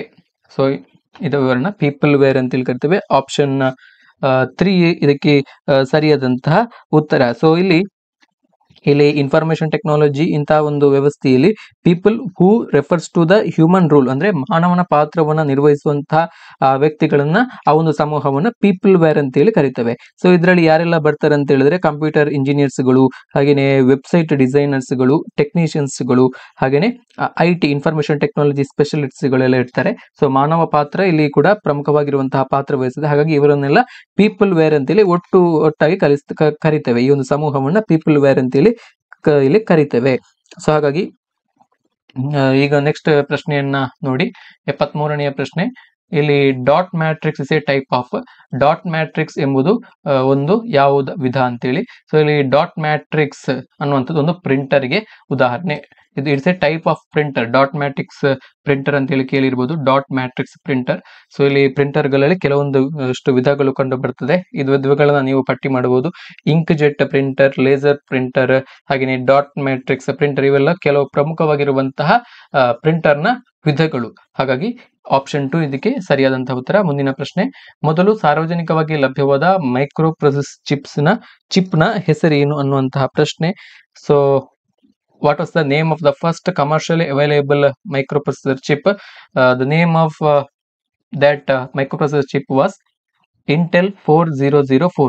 Intel 4004. ಆಪ್ಷನ್ 3 ಇದಕ್ಕೆ ಸರಿಯಾದಂತಹ ಉತ್ತರ. 1971ರಲ್ಲಿ ಇದು ಮೊದಲ ಬಾರಿಗೆ ಕಮರ್ಷಿಯಲ್ ಆಗಿ ಮಾರುಕಟ್ಟೆಗೆ ಬಳಕೆಗೆ ಬಂತು. 1971ರಲ್ಲಿ Intel 4004. So it is the world's first commercially available micro processor. Option 3. ಮುಂದಿನ ಪ್ರಶ್ನೆ. ಇದರ ಒಳಗೆ ಜೋಡಣೆಯಾಗಿದೆ ಎನ್ನಲಾದ ಸಣ್ಣ ಅಥವಾ ಜಾಣ ಸಾಧನಗಳನ್ನ ಕರೆಯಲಾಗುತ್ತದೆ. ಸೊ ಇಲ್ಲಿ ಇಂಗ್ಲಿಷ್ ವರ್ಷನ್ ಅಲ್ಲಿ ನೋಡಿ. ನಿಮಗೆ ಕನ್ನಡ ವರ್ಷನ್ ಅಲ್ಲಿ ಪ್ರಶ್ನೆ ಅರ್ಥ ಆಗಿಲ್ಲ ಅಂತ ಹೇಳಿದ್ರೆ ಇಂಗ್ಲಿಷ್ ವರ್ಷನ್ ಅಲ್ಲಿ ನೋಡಿ. A small or intelligent device is so called because it contains within it ಏನಂತೇಳಿ. ಇಲ್ಲಿ ಸಣ್ಣ ಅಥವಾ ಜಾಣ ಸಾಧನಗಳು. A small and or intelligent device. So it is nothing but sensor. ಇವುಗಳನ್ನ ಸೆನ್ಸಾರ್ ಗಳಂತೇಳಿ ಕರಿತೇವೆ. Sensors are very intelligent and small. ಸಂವೇದಕಗಳು ಅಂತೇಳಿ ನಾವು ಕನ್ನಡದಲ್ಲಿ ಅವುಗಳನ್ನ ಕರಿತೇವೆ. ಸೊ ಇಲ್ಲಿ a sensor is a device that measures physical input from its environment and it convert into data that can be interpreted by either a human or a machine. So sensors are most of the time they are electronic in nature. So most sensors are electronic device ಗಳು ಆಗಿರ್ತವೆ. ಹಾಗಾಗಿ option 4 ಇದಕ್ಕೆ ಸರಿಯಾದಂತಹ ಉತ್ತರ ಆಗುತ್ತೆ. So ಇವಿಷ್ಟು ಕಂಪ್ಯೂಟರ್ಗೆ ಸಂಬಂಧಪಟ್ಟಂತಹ ಪ್ರಶ್ನೆಗಳು. ಸ್ನೇಹಿತರೆ, ಮುಂದೆ ಬರುವಂತಹ ಎಲ್ಲಾ ಪ್ರಶ್ನೆಗಳು ಕೂಡ ಮೆಂಟಲ್ ಎಬಿಲಿಟಿಗೆ ಅಂದ್ರೆ ಮಾನಸಿಕ ಸಾಮರ್ಥ್ಯಕ್ಕೆ ಸಂಬಂಧಪಟ್ಟಂತೆ ಕೇಳಿರುವಂತಹ ಪ್ರಶ್ನೆಗಳು. ಒಟ್ಟು 25 ಪ್ರಶ್ನೆಗಳಿದಾವೆ. Question number 76 to question number 100. ನೋಡಿ, ಇಲ್ಲಿ ಮೊದಲನೇ ಪ್ರಶ್ನೆ. ಕೆಳಗೆ ಕೊಟ್ಟ 4 ಪರ್ಯಾಯ ಚಿತ್ರಗಳಲ್ಲಿ ಭೂಮಿ, ಸೂರ್ಯ, ಚಂದ್ರ ಇವುಗಳ ನಡುವೆ ಅತ್ಯುತ್ತಮ ಸಂಬಂಧ ವ್ಯಕ್ತಪಡಿಸುವ ಚಿತ್ರವನ್ನ ಆಯ್ಕೆ ಮಾಡಿ. ಇಲ್ಲಿ 4 ಆಯ್ಕೆಗಳಲ್ಲಿ 4 ಚಿತ್ರಗಳನ್ನ ಕೊಡಲಾಗಿದೆ. ಇಲ್ಲಿ ಅವರು ಕೇಳಿರುವಂತದ್ದು ಭೂಮಿ, ಸೂರ್ಯ ಹಾಗೇನೆ ಚಂದ್ರ ಅವುಗಳ ನಡುವೆ ಅತ್ಯುತ್ತಮವಾದಂತಹ ದಿ ಬೆಸ್ಟ್ ರಿಲೇಶನ್ ಅನ್ನ ವ್ಯಕ್ತಪಡಿಸುವಂತಹ ಒಂದು ಚಿತ್ರವನ್ನ ನಾವು ಇಲ್ಲಿ ಆಯ್ಕೆ ಮಾಡ್ಕೊಳ್ಬೇಕು. Earth, sun and moon. So ಇಲ್ಲಿ ನೋಡಿ, ಸೌರವ್ಯೂಹದ ಕೇಂದ್ರ ಬಿಂದು ಸೂರ್ಯ. ಸೂರ್ಯ ಕೇಂದ್ರದಲ್ಲಿದ್ದಾನೆ. ಸೊ ಸೂರ್ಯನ ಸುತ್ತ ಎಲಿಪ್ಸಿಯ ಕಕ್ಷೆಗಳಲ್ಲಿ ಭೂಮಿಯು ಕೂಡ ಸೇರಿದಂತೆ ಉಳಿದೆಲ್ಲ ಗ್ರಹಗಳು ಕೂಡ ಸುತ್ತವೆ. ಸೂರ್ಯನ ಸುತ್ತ ತಿರುಗುವಂತದ್ದು. ಸೂರ್ಯನಿಂದ ಭೂಮಿ ಕೆಲವೊಂದಿಷ್ಟು ಮಿಲಿಯನ್ ಕಿಲೋಮೀಟರ್ಗಳಷ್ಟು ದೂರದಲ್ಲಿವೆ. ಸೊ ಹಾಗಾಗಿ ನೆಕ್ಸ್ಟ್ ಸೂರ್ಯ ಇಲ್ಲಿದ್ರೆ ನೆಕ್ಸ್ಟ್ ಭೂಮಿ ಇಲ್ಲಿ ಬರ್ತದೆ, ಸೂರ್ಯನಿಂದ ತುಂಬಾ ದೂರಕ್ಕಿದೆ. ಸೊ ಸೂರ್ಯನಿಂದ ಭೂಮಿಯ ಗಾತ್ರ ಚಿಕ್ಕದು. ಸೊ ಹಾಗೇನೆ ಇಲ್ಲಿ ಚಂದ್ರ ಭೂಮಿಯ ಸ್ವಾಭಾವಿಕ ಉಪಗ್ರಹ. ಭೂಮಿಯ ಸುತ್ತ ಚಂದ್ರ ಸುತ್ತ ಇರ್ತದೆ, ಹಾಗಾಗಿ ಚಂದ್ರನ ಗಾತ್ರ ಭೂಮಿಯ ಗಾತ್ರಕ್ಕಿಂತ ಚಿಕ್ಕದು. ಹಾಗಾಗಿ ಈ ತರ ನಾವು ಒಂದು ರಿಪ್ರೆಸೆಂಟೇಷನ್ ಅನ್ನ ಮಾಡಬಹುದು. ಇದು ಸೂರ್ಯ, ಸನ್, ಅರ್ತ್, ಇದು ಮೂನ್. ಸೊ ಈ ತರ ರಿಲೇಷನ್ ಅನ್ನ ನಾವು ಸಂಬಂಧವನ್ನ ಅತ್ಯುತ್ತಮವಾಗಿ ನಾವು ವ್ಯಕ್ತಪಡಿಸುವ. ಹಾಗಾಗಿ ಆಪ್ಷನ್ 3 ಇದಕ್ಕೆ ಸರಿಯಾದಂತಹ ಉತ್ತರ. ಮುಂದಿನ ಪ್ರಶ್ನೆಯನ್ನು ಗಮನಿಸಿ. ಒಬ್ಬ ಪೂರ್ವ ದಿಕ್ಕಿಗೆ 1 ಕಿಲೋಮೀಟರ್ ನಡೆದು ಅನಂತರ ಅವನು ದಕ್ಷಿಣಕ್ಕೆ ತಿರುಗಿ 5 ಕಿಲೋಮೀಟರ್ ನಡೆಯುತ್ತಾನೆ. ಹಾಗೆಯೇ ಮುಂದುವರಿದು ಪೂರ್ವಕ್ಕೆ ತಿರುಗಿ 2 ಕಿಲೋಮೀಟರ್ ನಡೆಯುತ್ತಾನೆ. ಅಂತಿಮವಾಗಿ ಅವನು ಉತ್ತರ ದಿಕ್ಕಿಗೆ ತಿರುಗಿ 9 ಕಿಲೋಮೀಟರ್ ನಡೆಯುತ್ತಾನೆ. ಈಗ ಆ ವ್ಯಕ್ತಿಯು ತನ್ನ ಆರಂಭಿಕ ಸ್ಥಾನದಿಂದ ಎಷ್ಟು ದೂರದಲ್ಲಿದ್ದಾನೆ ಅನ್ನುವಂತಹ ಪ್ರಶ್ನೆ. ದಿಕ್ಕುಗಳಿಗೆ ಸಂಬಂಧಪಟ್ಟ ಹಾಗೆ, ದಿಕ್ಕು ಮತ್ತು ದೂರಕ್ಕೆ ಸಂಬಂಧಪಟ್ಟ ಹಾಗೆ ಕೇಳಿರುವಂತಹ ಪ್ರಶ್ನೆ. ನಿಮಗೆ ದಿಕ್ಕುಗಳ ಪರಿಚಯ ಎಲ್ರಿಗೂ ಕೂಡ ಆಲ್ಮೋಸ್ಟ್ ಇರ್ತದೆ ಅನ್ಕೊಳ್ತೇನೆ. ಒಟ್ಟು 8 ದಿಕ್ಕುಗಳು. ಸೊ ಇಲ್ಲಿ ಪ್ರಮುಖವಾಗಿ ಪೂರ್ವ, ಪಶ್ಚಿಮ, ಈಸ್ಟ್ ವೆಸ್ಟ್, ದಕ್ಷಿಣ ಹಾಗೇನೆ ಉತ್ತರ, 4 ದಿಕ್ಕುಗಳು. ಇವುಗಳ ಮಧ್ಯೆ ಇನ್ನು 4 ದಿಕ್ಕುಗಳು ಬರ್ತವೆ. ಸೊ ಇಲ್ಲಿ ನಾರ್ತ್ ಅಂಡ್ ಈಸ್ಟ್ ನ ನಡುವೆ ನಾರ್ತ್ ಈಸ್ಟ್, ಇದನ್ನ ಈಶಾನ್ಯ ದಿಕ್ಕು ಅಂತ ಕರಿತೇವೆ, ಇದು ನಾರ್ತ್ ಈಸ್ಟ್. ಸೊ ಹಾಗೇನೆ ಇಲ್ಲಿ ಸೌತ್ ಅಂಡ್ ಈಸ್ಟ್ ನ ನಡುವೆ ಇನ್ನೊಂದು ದಿಕ್ಕು, ಇದು ಆಗ್ನೇಯ ದಿಕ್ಕು ಅಥವಾ ಸೌತ್ ಈಸ್ಟ್ ಅಂತ ಕರಿತೇವೆ. ಸೊ ಹಾಗೇನೆ ಇಲ್ಲಿ ಸೌತ್ ಮತ್ತೆ ವೆಸ್ಟ್ ನ ನಡುವೆ, ಇಲ್ಲಿ ದಕ್ಷಿಣ ಮತ್ತು ಪಶ್ಚಿಮದ ನಡುವೆ ಇನ್ನೊಂದು ದಿಕ್ಕು, ಇದು ನೈಋತ್ಯ ದಿಕ್ಕು ಅಂತ ಹೇಳಿ ಕರಿತೇವೆ. ನೈಋತ್ಯ ದಿಕ್ಕು, ಸೌತ್ ವೆಸ್ಟ್ ನೈಋತ್ಯ ದಿಕ್ಕು. ಹಾಗೇನೆ ಇಲ್ಲಿ ಉತ್ತರ ಮತ್ತು ಪಶ್ಚಿಮ ದಿಕ್ಕಿನ ನಡುವೆ ಇನ್ನೊಂದು ದಿಕ್ಕು, ಇದು ವಾಯುವ್ಯ ದಿಕ್ಕು ಅಥವಾ ಇದನ್ನ ನಾರ್ತ್ ವೆಸ್ಟ್ ಅಂತ ಕರಿತೇವೆ. ಸೊ ಈ ತರ 8 ದಿಕ್ಕುಗಳ ಬಗ್ಗೆ ಪರಿಚಯ ಒಂದಷ್ಟು ಮಾಡ್ಕೊಳ್ಳಿ. ನೋಡಿ, ಇಲ್ಲಿ ಅವರು ಹೇಳಿರುವ ಪ್ರಕಾರ ಒಬ್ಬನು ಪೂರ್ವ ದಿಕ್ಕಿಗೆ 1 ಕಿಲೋಮೀಟರ್ ನಡೀತಾನಂತೆ. ಪೂರ್ವ ದಿಕ್ಕಿಗೆ 1 ಕಿಲೋಮೀಟರ್ ನಡೀತಾನೆ. ಪೂರ್ವಕ್ಕೆ 1 ಕಿಲೋಮೀಟರ್ ನಡೀತಾನೆ. ಅಂದ್ರೆ ಆತನ ಆರಂಭಿಕ ಸ್ಥಾನ ಇಲ್ಲಿದೆ ಅನ್ಕೊಳ್ಳಿ, ಅಂದ್ರೆ ಒರಿಜಿನ್ ಇಲ್ಲಿದೆ ಅನ್ಕೊಳ್ಳಿ. ರಫ್ ಆಗಿ ಒಂದು ಸ್ಕೆಚ್ ಮಾಡ್ಕೊಳ್ಳಿ. 1 ಕಿಲೋಮೀಟರ್ ನಡೀತಾನೆ. 1 ಕಿಲೋಮೀಟರ್ ನಡೆದು ಪುನಃ ಆತ ದಕ್ಷಿಣಕ್ಕೆ ತಿರುಗ್ತಾನೆ. ದಕ್ಷಿಣಕ್ಕೆ ತಿರುಗಿ 5 ಕಿಲೋಮೀಟರ್ ನಡೀತಾನಂತೆ. 5 ಕಿಲೋಮೀಟರ್ ದಕ್ಷಿಣಕ್ಕೆ ನಡೀತಾನೆ. 5 ಕಿಲೋಮೀಟರ್ ದಕ್ಷಿಣಕ್ಕೆ. ನೆಕ್ಸ್ಟ್ ಅಲ್ಲಿಂದ ಮುಂದುವರಿದು ಮತ್ತು ಪೂರ್ವಕ್ಕೆ ತಿರುಗಿ 2 ಕಿಲೋಮೀಟರ್ ನಡೀತಾನೆ. ಇಲ್ಲಿಂದ ಪೂರ್ವಕ್ಕೆ ತಿರುಗ್ತಾರೆ. ದಕ್ಷಿಣ ದಿಕ್ಕಿಗೆ ಬಂದಂತವನು ಆತ ಪೂರ್ವ ದಿಕ್ಕಿಗೆ ಅಂದ್ರೆ ಈಸ್ಟ್ ಇಲ್ಲಿಗೆ ತಿರುಗ್ತಾನೆ. ಇಲ್ಲಿಗೆ ತಿರುಗಿ ಎಷ್ಟು 2 ಕಿಲೋಮೀಟರ್ ಗಳಷ್ಟು ನಡೀತಾನೆ. 2 ಕಿಲೋಮೀಟರ್ಸ್ ಇಷ್ಟು ನಡೀತಾನೆ. ಇಷ್ಟು ನಡೆದು ಆತ ಪುನಃ ಉತ್ತರ ದಿಕ್ಕಿಗೆ ತಿರುಗಿ 9 ಕಿಲೋಮೀಟರ್ ದೂರ ನಡೀತಾನೆ. 9 ಕಿಲೋಮೀಟರ್ ಗಳಷ್ಟು ದೂರ ಆತ ನಡೀತಾನೆ. ಸೊ ಇಲ್ಲಿ ಆತ ಸ್ಟಾಪ್ ಮಾಡ್ತಾನೆ. ಇದು ಆತನ ಡೆಸ್ಟಿನೇಷನ್. ಇದು ಡೆಸ್ಟಿನೇಷನ್ ಡಿ ಅಂತ ಕೊಡಿ. ಒರಿಜಿನ್ ಇಂದ ಆರಂಭವಾಗಿ ಡಿ. ಸೊ ಇಲ್ಲಿ ತನಕ ಆತ ನಡ್ಕೊಂಡು ಹೋಗಿದ್ದಾನೆ. ಸೊ ಈಗ ನಾವು ಕಂಡು ಹಿಡಿಬೇಕಾಗಿರುವಂತದ್ದು ನೋಡಿ, ಈಗ ಆ ವ್ಯಕ್ತಿಯು ತನ್ನ ಆರಂಭಿಕ ಸ್ಥಾನದಿಂದ ಎಷ್ಟು ದೂರದಲ್ಲಿದ್ದಾನೆ. ಆರಂಭಿಕ ಸ್ಥಾನ ಇದು ಓ, ಒರಿಜಿನ್. ಸೊ ಆತನ ಡೆಸ್ಟಿನೇಷನ್ ಡಿ. ಸೊ ಈಗ ನಾವು ಈ ದೂರವನ್ನು ಏನಿದೆ ಓ ಡಿ ಡಿಸ್ಟೆನ್ಸ್ ಅನ್ನು ನಾವಿಲ್ಲಿ ಫೈಂಡ್ ಔಟ್ ಮಾಡ್ಕೋಬೇಕು. ಓ ಡಿ ಡಿಸ್ಟೆನ್ಸ್ ಅನ್ನು ನಾವಿಲ್ಲಿ ಫೈಂಡ್ ಔಟ್ ಮಾಡ್ಕೋಬೇಕು.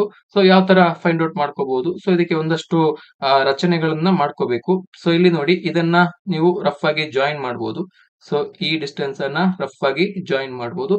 ಆಗ ಈ ಒಂದು ಟ್ರಯಾಂಗಲ್ ಏನಾಯ್ತು? ಈ ಒಂದು ಟ್ರಯಾಂಗಲ್ ರೈಟ್ ಟ್ರಯಾಂಗಲ್ ಆಯ್ತು. ರೈಟ್ ಆಂಗಲ್ ಟ್ರಯಾಂಗಲ್ ಅಂದ್ರೆ ಲಂಬಕೋನ ತ್ರಿಭುಜ ಆಯ್ತು. ಸೊ ಇಲ್ಲಿ ಲಂಬಕೋನ ತ್ರಿಭುಜ ಇಲ್ಲಿ ಏರ್ಪಟ್ಟಿದ್ದನ್ನು ನೀವು ನೋಡಬಹುದು. ಇದು 90 ಡಿಗ್ರಿ ಆಗುತ್ತೆ. ಸೊ ಹಾಗಾಗಿ ಇಲ್ಲಿ ಒಂದು ಲಂಬಕೋನ ತ್ರಿಭುಜ ಏರ್ಪಟ್ಟಿತು.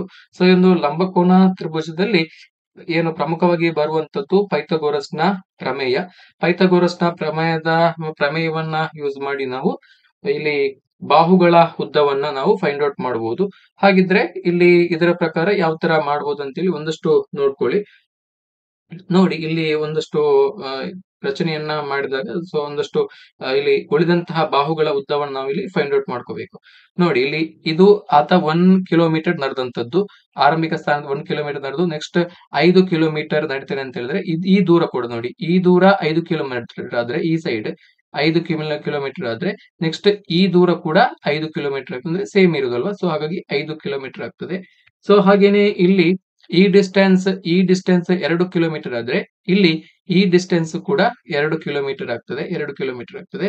ನೆಕ್ಸ್ಟ್ 5 ಕಿಲೋಮೀಟರ್ ಆತ ಈ ತರ ಇದು 5 ಕಿಲೋಮೀಟರ್ ಆದ್ರೆ ನೋಡಿ, ಇಲ್ಲಿ ಆತ ಇಲ್ಲಿಂದ ಈ ಡಿಸ್ಟೆನ್ಸ್ ಇಂದ ಈ ಪಾಯಿಂಟ್ ಇಂದ ಈ ಪಾಯಿಂಟ್ಗೆ ಆತ ನಡೆದಂತದ್ದು ಒಟ್ಟು 9 ಕಿಲೋಮೀಟರ್. ಒಟ್ಟು ಇಡೀ ಫುಲ್ ಉದ್ದ ಇಲ್ಲಿಂದ ಇಲ್ಲಿ ತನಕ ಒಟ್ಟು ಉದ್ದ 9 ಕಿಲೋಮೀಟರ್. ಹಾಗಿದ್ರೆ ಈ ಉದ್ದ ಇದು 5 ಕಿಲೋಮೀಟರ್, ಇದು 5 ಕಿಲೋಮೀಟರ್. ಹಾಗಾಗಿ ಇಲ್ಲಿ ಉಳಿದಂತಹ ಉದ್ದ, ಈ ಉದ್ದ ನಮಗೆ ಬೇಕಿದ್ರೆ ಎಷ್ಟು ಏನ್ ಮಾಡಬೇಕು, 9 ರಿಂದ 5 ಕಲಿಬೇಕು, ನಮಗೆ 4 ಕಿಲೋಮೀಟರ್ ಉದ್ದ ಸಿಕ್ಕಿತು. ಸೊ ಈಗ ನಮಗೆ ಎಲ್ಲಾ ಬಾಹುಗಳ ಉದ್ದ ಕೂಡ ಸಿಕ್ಕಿತು. ಸೊ ಇದು ಇಲ್ಲಿಂದ ಇಲ್ಲಿಗೆ 1 ಕಿಲೋಮೀಟರ್, ಇಲ್ಲಿಂದ ಇಲ್ಲಿಗೆ 2 ಕಿಲೋಮೀಟರ್. ಸೊ ಟೋಟಲ್ ಆಗಿ ಇದರ ಉದ್ದ ಎಷ್ಟಾಯ್ತು, 3 ಕಿಲೋಮೀಟರ್ ಆಯ್ತು. ಈ ಬಾಹುವಿನ ಉದ್ದ ಇದನ್ನ ಬೇಕಿದ್ರೆ ನೀವು ODC ಅಂತ ಕೊಡಿ, ODC ಅಂತ ಕೊಡಿ. ಸೊ OC ಯ ಉದ್ದ, OC ಬಾಹುವಿನ ಉದ್ದ 3 ಕಿಲೋಮೀಟರ್ ಆಯ್ತು. ಹಾಗೇನೆ ಇಲ್ಲಿ ನಮಗೆ CD ಬಾಹುವಿನದು 4 ಕಿಲೋಮೀಟರ್ ಅಂತ ಸಿಕ್ಕಿತು. ಸೊ ನೆಕ್ಸ್ಟ್ ಏನ್ ಮಾಡಬಹುದು, ಪೈಥಾಗೋರಸ್ನ ಪ್ರಮೇಯವನ್ನ ಅಪ್ಲೈ ಮಾಡಿ ನಾವಿಲ್ಲಿ ಈ ಒಂದು ಪ್ರಾಬ್ಲಮ್ ಅನ್ನ ಸಾಲ್ವ್ ಮಾಡಬಹುದು. ಯಾವ ತರ ಸಾಲ್ವ್ ಮಾಡುದು, ಪೈಥಾಗೋರಸ್ನ ಪ್ರಮೇಯ ಏನಂತದೆ ಅಂತ ಹೇಳಿದ್ರೆ, ಒಂದು ಲಂಬಕೋನ ತ್ರಿಭುಜದಲ್ಲಿ ವಿಕರ್ಣದ ಮೇಲಿನ ವರ್ಗವು ಉಳಿದೆರಡು ಬಾಹುಗಳ ಮೇಲಿನ ವರ್ಗಗಳ ಮೊತ್ತಕ್ಕೆ ಸಮನಾಗಿರುತ್ತದೆ ಅಂತ ಹೇಳಿ ತಿಳಿಸುತ್ತದೆ.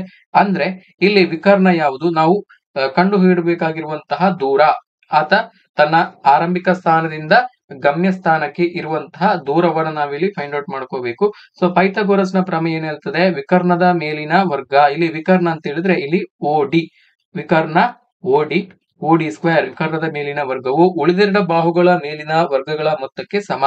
ಸೊ ಇಲ್ಲಿ ಉಳಿದೆರಡು ಬಾಹುಗಳು ಯಾವುದು, OC ಸ್ಕ್ವೇರ್, ಉಳಿದೆರಡು ಬಾಹುಗಳ ಮೇಲಿನ ವರ್ಗಗಳ ಮೊತ್ತ ಅಂದ್ರೆ ಕೂಡಿಸಬೇಕು.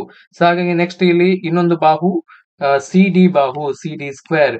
ಸೊ ಈ ತರ ನಾವು ಸಬ್ಸ್ಟಿಟ್ಯೂಟ್ ಅನ್ನ ಮಾಡ್ಬೇಕು, ಇದಕ್ಕೆ ವ್ಯಾಲ್ಯೂಸ್ ಗಳನ್ನ ಸಬ್ಸ್ಟಿಟ್ಯೂಟ್ ಮಾಡಬೇಕು. ಇಲ್ಲಿ OC ಬಾಹುವಿನ ಉದ್ದ ಎಷ್ಟಾಯ್ತು, OC ಬಾಹುವಿನ ಉದ್ದ 3 ಕಿಲೋಮೀಟರ್ಗಳು,